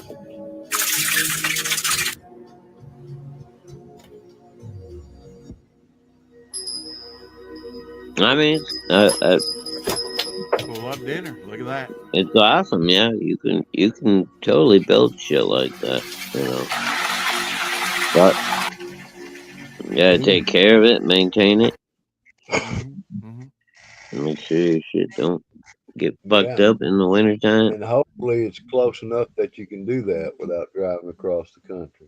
Yeah, Exactly. hopefully it's not like you gotta jump into one of them little puddle jumper planes and go up to Because some Canada people might to have get it. to your campsite. You know what I mean? Here's an I knew oldie dudes. but a goodie, and we need a good laugh. I knew dudes that used to do that every year. They'd be like, "Yep, getting ready to go up to Canada."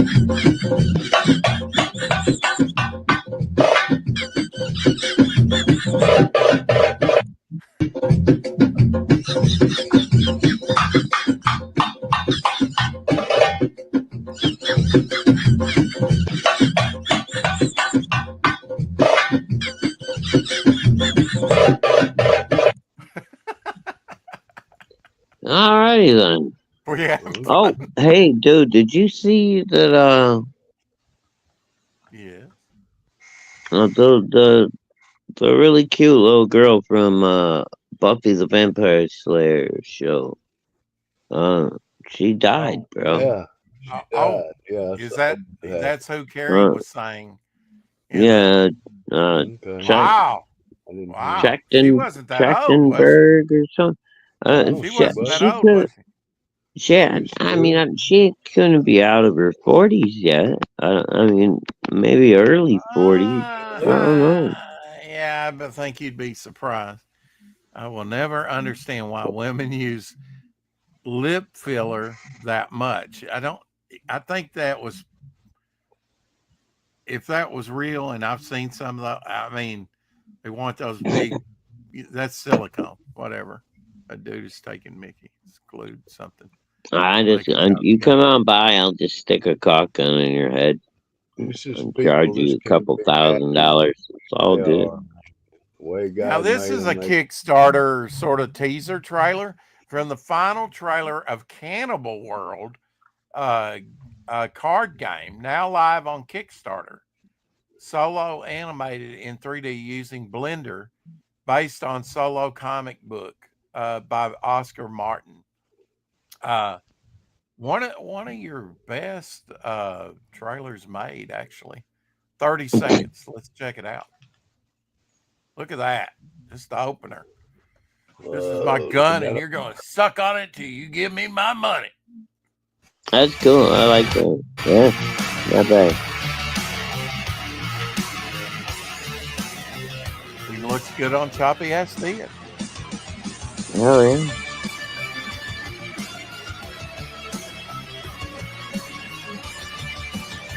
Got a Batman Beyond vibe to the music, doesn't it?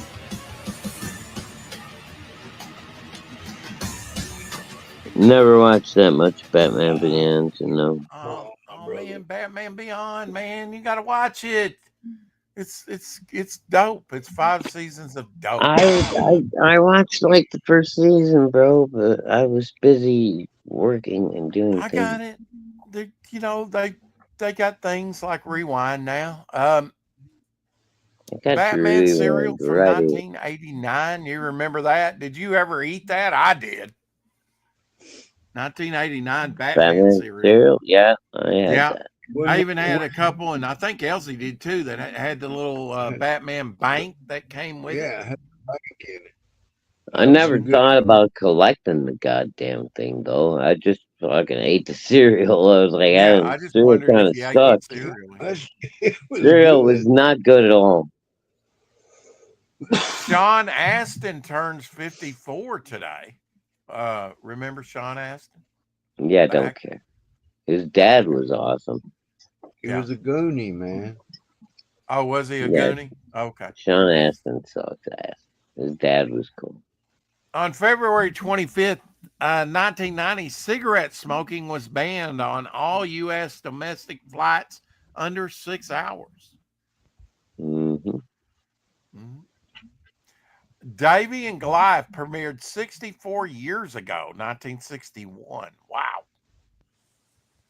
Barbra Streisand came out with her first album 62 years ago. Wow. Leprechaun in Space 4. Leprechaun 4 in Space. Did you watch that? 28 years ago, 1997. Yep. I remember that one. Pirates of Dark Water premiered 34 years ago. Van Halen released their first album, which I saw them in concert in. Jump by Van Halen reached #1 on the Billboard. That was not their first album, too. Okay, not their first album. I'm sorry. I'm getting mixed up. But anyway. 1971, McDonald's introduced the Captain Crook Spiral Slide at its restaurant playgrounds. The good old days when you could get a concussion and a cheeseburger. Slap Shot with Paul Newman, the hockey movie, 48 years ago, 1977, Star Wars years. And on ABC, February 25th, 1983, Warriors come out to play. Warriors was on TV for the very first time, which has since become a cult movie, I would say. Yeah. Cold, yes. Whoa. Duck and cover.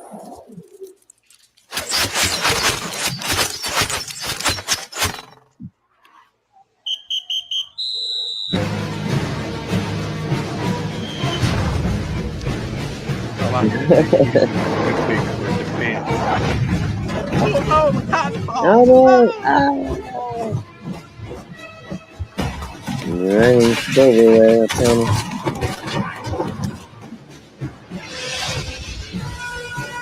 The aspirin on them. That's all I knew. Awful.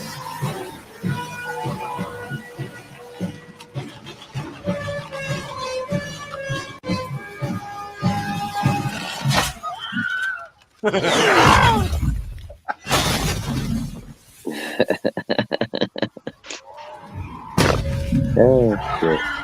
I just snort.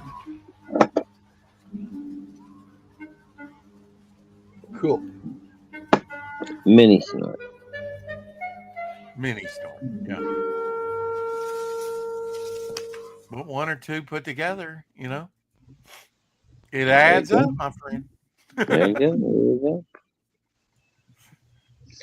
All right, boys. I'm going to get out of here. I'm starting to snort and shit. It's time for me to get some food in my belly and go to bed. Sound like a plan. All right, Shadowhawk. Thanks, buddy. All right. We got about 10 minutes. We'll get out of here ourselves. And of course, later we got the Hump Day show over there on Yeah, with Homer. Tell Homer I say if I'm still awake, I'll pop in for a sec. But okay. there's no guarantees. Hope your shoulder feels better, buddy. Uh, me too, bro. All right, love y'all. Have a great night, too, buddy. and we'll see you tomorrow. Peace out, Have you seen this, cat lovers? Cat-shaped paving stones. That's pretty neat. Interlocking. That's true. That's a trip, isn't it, for cat lovers? And we do have some cat lovers around here, like Carrie and Shadowhawk. I know a lot of people would love that. Look cool. Oh yeah, it look cool. You know, it's different. Senator Marshall Blackburn asked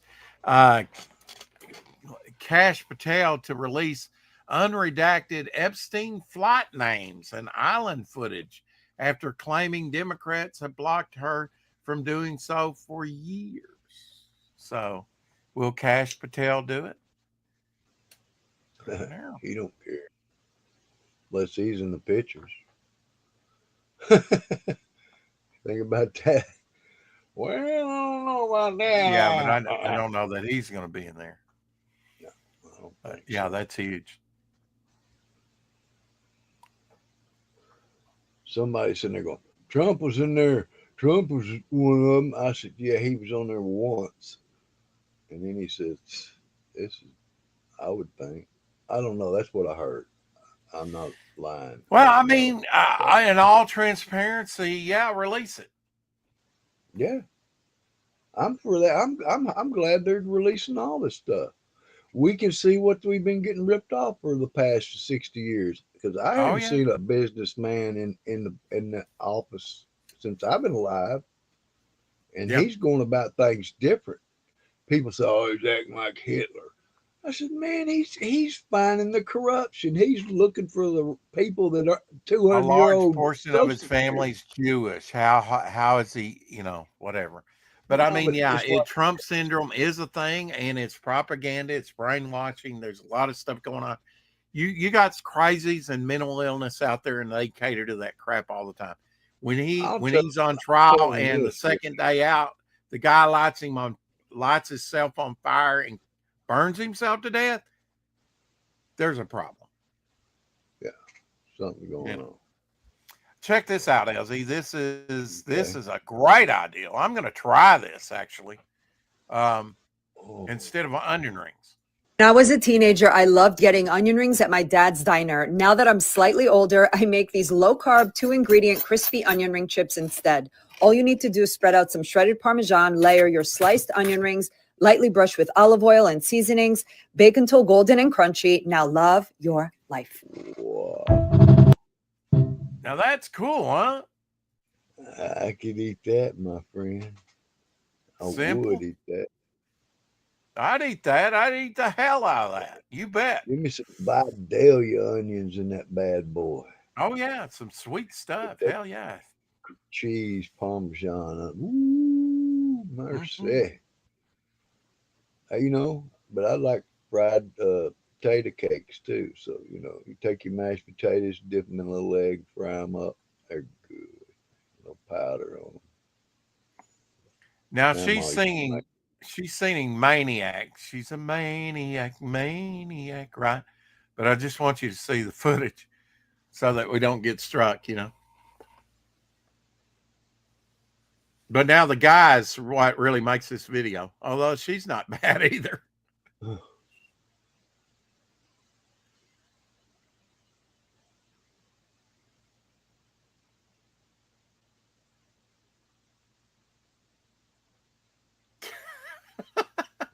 Gosh.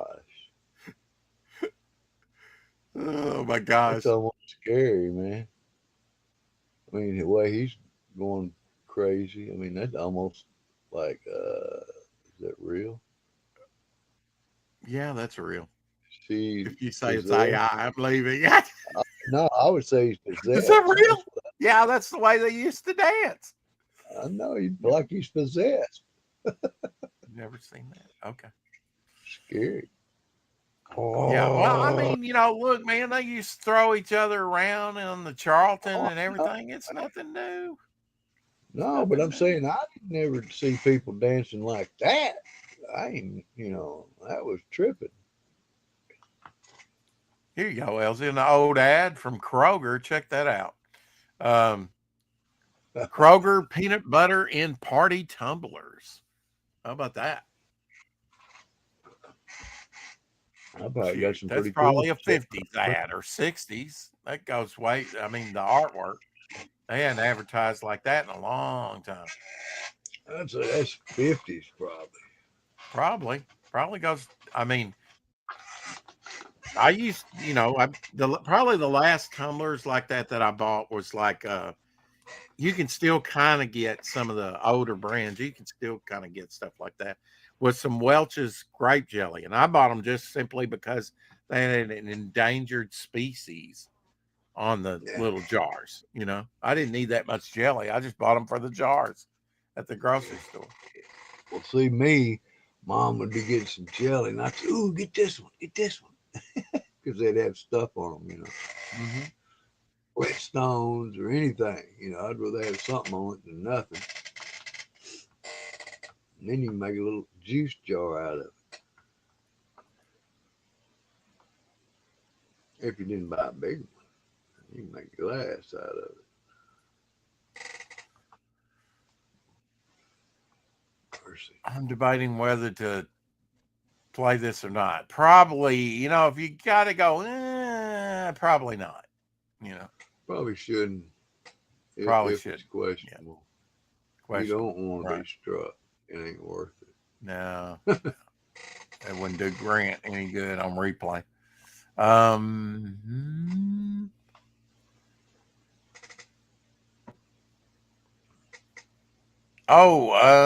Tony Randall, his heavenly birthday today. Randall. You remember Tony Randall on The Odd Couple? I watched a lot of Odd Couple back in the day, bro. Yeah, I did too. Because it was a decent show that was on. Mm-hmm. I mean, Jack Klugman, gosh, he's been on a lot of stuff. He was on Quincy. Remember Quincy? Oh, yeah. That's what I grew up when I was little. A lot of that. Now, 45 minutes from here, happy heavenly birthday to Johnny Cash.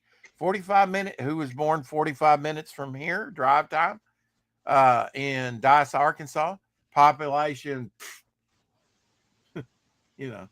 not much. Born in 1932, so he was like a year younger than my father. Considered one of the best-selling music stars of all time, having sold more than 90 million records worldwide. Cash battled addiction, but he eventually found sobriety. Passed in 2003, sadly, at the age of 71. That's kind of young. Yep. 71 anymore is kind of young, huh? Young to me. Yeah. The Man in Black. He seemed a lot older than that, though. He did, didn't he? Yeah, he looked a lot older than that. In his younger years, he went to Folsom Prison, didn't he? Well, I don't know. He was actually an inmate, was he not? He was jailed, I think he was at a young age, but you know what? Jackie Gleason from the Honeymooners, mainly, Ralph Cramden from the Honeymooners. His heavenly birthday. He was born in 1916. 1960. Gosh. I was 3 years old when he was born. Patrick Thomas Parnell, another picture dropped by him of his new baby daughter. Him and his all set up a bed there, got collectibles in the background.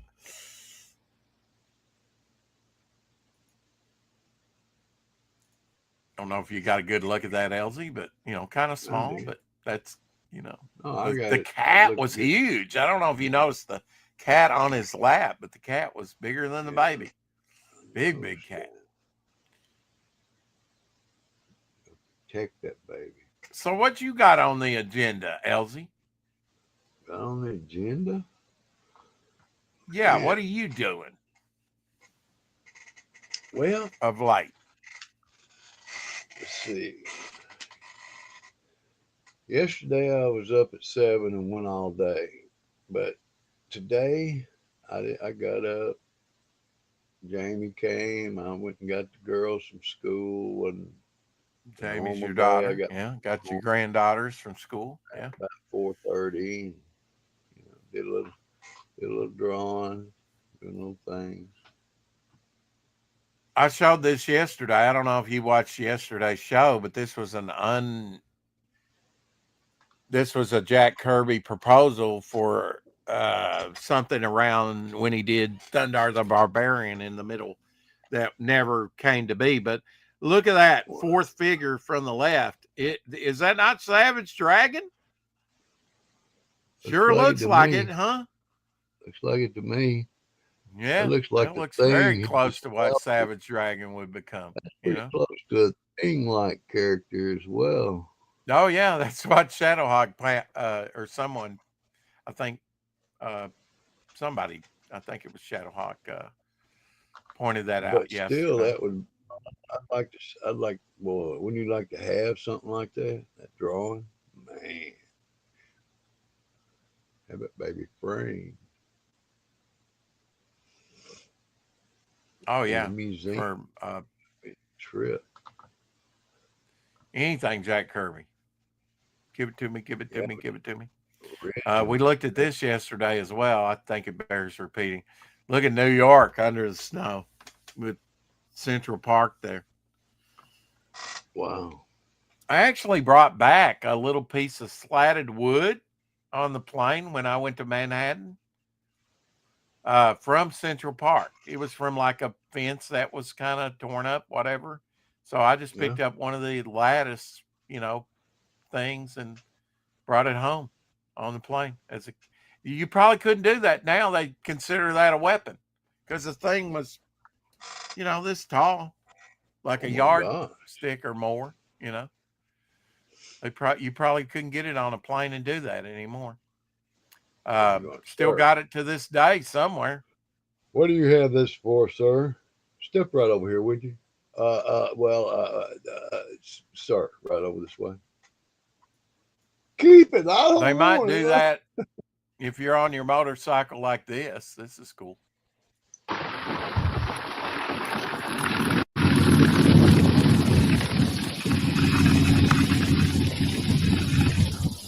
I don't know if he's giving me the thumbs up or the flip off. I really don't know.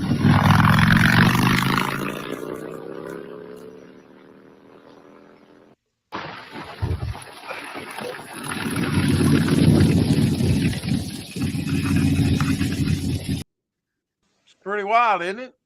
Somebody go around like that?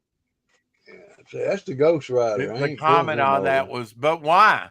Why would you want to do that? Well, it's cool. The Ghost Rider. Mm-hmm. Yeah, let me see. I'm looking for that one thing for you, PBR. I am looking for it to show it again and to find out the information for you. It's down here somewhere. Just letting you know you're super, super blurry. Okay. Yeah, I probably need to, before the draw stream, shut the computer off, let it reboot. It's been a while since I've done that. And I'll do that before the show tonight. But we're screwed till then. Martin Luther King said, Martin Luther King Jr., let me get that right.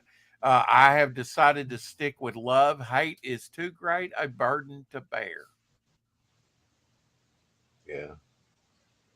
I'd like to have that original 1957 comic that Al Cap drew of Martin Luther King about that when that was happening. He was trying to promote help for Martin Luther King during that time. He did a comic about it because he had his house bombed, and then everybody's wanting to start writing and get what he told him. He says, no, he goes, we can't defeat it with violence. We have to defeat violence and hate with love. And that's the only way we're going to win this. He says, if any other way, we're going to lose. I showed these yesterday, but didn't give any explanation. This is the Todd McFarlane Max Flasher, from the cartoon from the 40s, where they used the rotoscoping. This is the Max Flasher version of Superman. I think it's cool. It is cool. Although I wish his face was a little different. I suppose it mimics the cartoon. Some of the greatest cartoons of all time, really.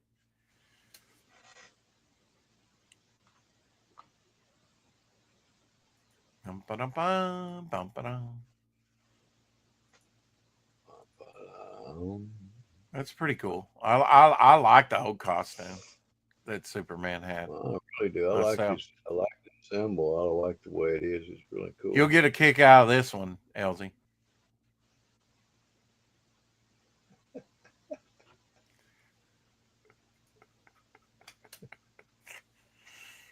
If you look up that World's Finest where he does that.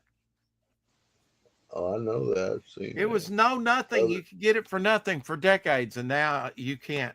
It's expensive book to get. And that's the only thing that issue's really got going for it. He slaps Rob. Guy had an ad that he posted on the site, and I was looking at it. It was like 1960s. It had Fantastic Four #1, Spider-Man #1. You can get them for like $4, $8. I mean, back then, I love this. If I ran NASA, it would be mandatory for the ground crew to be dressed as apes when the space shuttle lands. I love that, man. Don't pick your nose. Oh my God. Here. You need help? I was itching. I was itching my nose. Okay. All right. My bad. I was actually no boogers, no snot. I'm sorry. I thought you didn't have me showing everybody. I didn't want to. Hey, man, just gotta catch people off guard. It's entertaining. Yeah, that'll freak them out. Anyway, I'm looking. There's some great lemon crinkle cookies. Ooh, that looks good. Taco lasagna. What else we got? Roberta Flack passed away. We knew that. Killing me softly. Here it is. Okay, so PBR, are you on X? I could, you know what? I'm just going to send this to somewhere where I can grab it and possibly send it to you.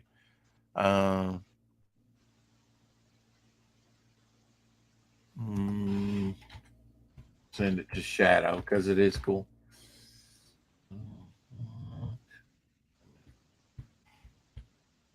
He should be the first one but of course he is. It's being difficult. Come on, man. What went on? Anyway, it is. Let me just. There, I bookmarked it. The Utini, I guess, YUTANI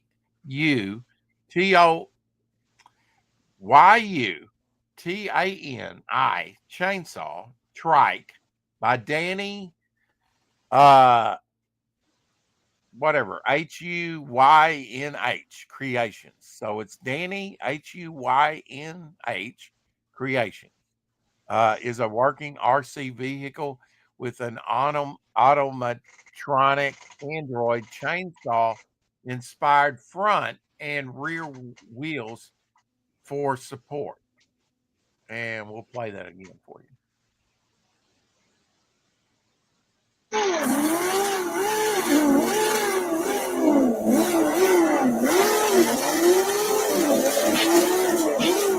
I'll try and send it to you, PBR.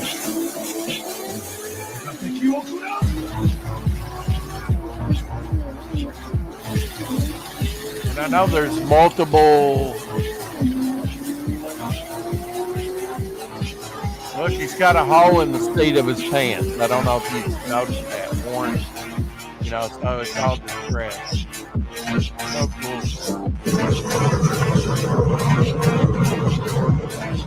Looks like Wally the robot.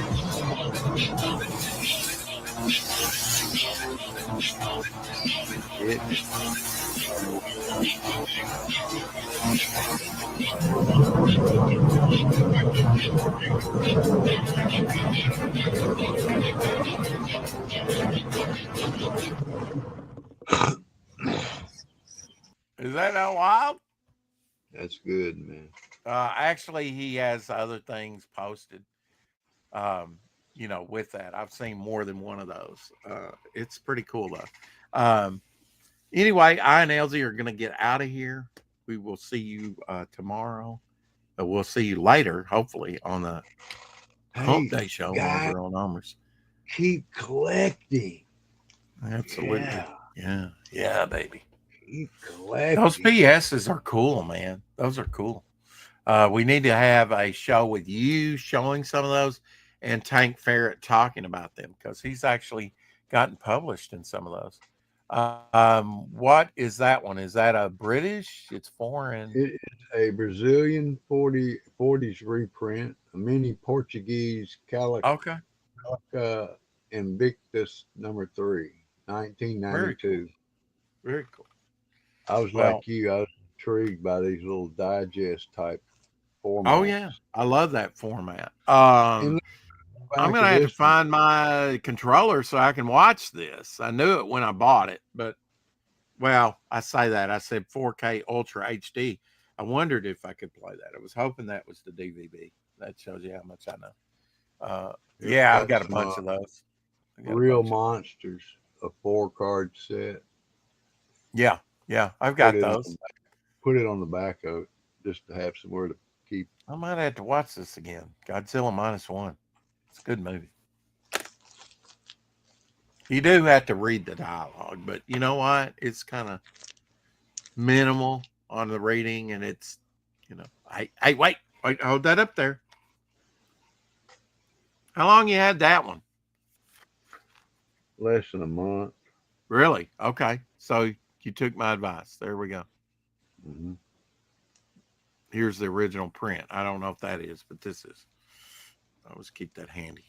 Reprints the first, what? 1 through, have to open it to look. Yeah, 1 through something. Let's see. 4, 10. 1 through 9? No, hell no. 9 or 10. Bernie Wrightson did 10 issues. So probably 1 through 10. Chapter 1, they say by chapters in this. Okay. Chapter 10. So all the Bernie Wrightson stuff, 1 through 10. Yeah. Except for the first appearance, which was in House of Mystery. But that was kind of like unrelated. So anyway, PBR, I'll try and get with send that to you. See if I can do it just while I'm right here. See if I can find you just by doing a search. I had a good,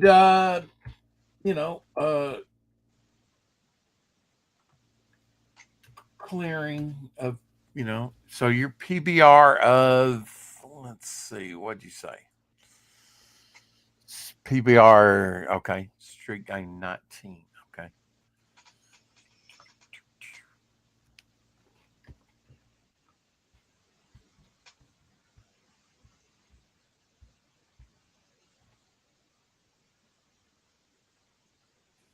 Entered in right.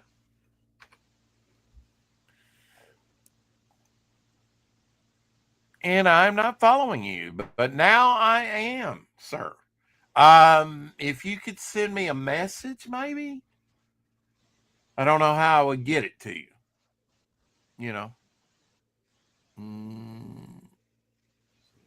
Tag you. I don't really know how to do that.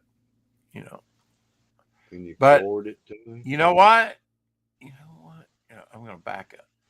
No, as soon as I do that, shoot. Trying to figure forward out. But I am can following you forward? now, sir, over there on X, which I love, which I really like. And now that just really dope. I'm just gonna say dope and keep collecting. Anyway, yeah, if you'll message me, I'll send it to you. Which now I have to find it again. It's on my X.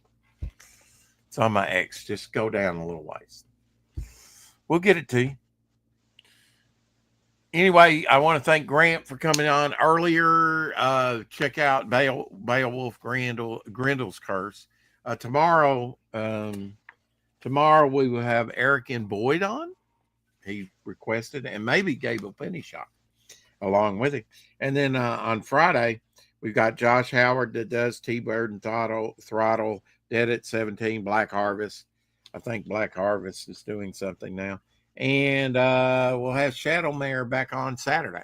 So calendars filling up quick, folks, with great guests. And I will, as we go into next month, I'll start promoting my own book. The shows may have to go down to about an hour. We'll see. Really, this one could have been shorter, could have been an hour itself. But we endeavor to give you at least a couple hours of chuckles around here. But I'm really got to get with Omer, and I really got to get this stuff up on the campaign before March 8th gets here. I will not relax till I get that much done. Anyway, keep collecting. We'll see you tomorrow. Thanks for chiming in. Hit that like button. I followed you back. Cool. Keep collecting. We'll see you again. What do they say it in Spanish? El mano tomorrow. Uchica pesto. What he said. I don't know. I'm at a loss anyway. Ciao, arrivederci, and Russ Leach's favorite, Das Dadanya. That's Russian.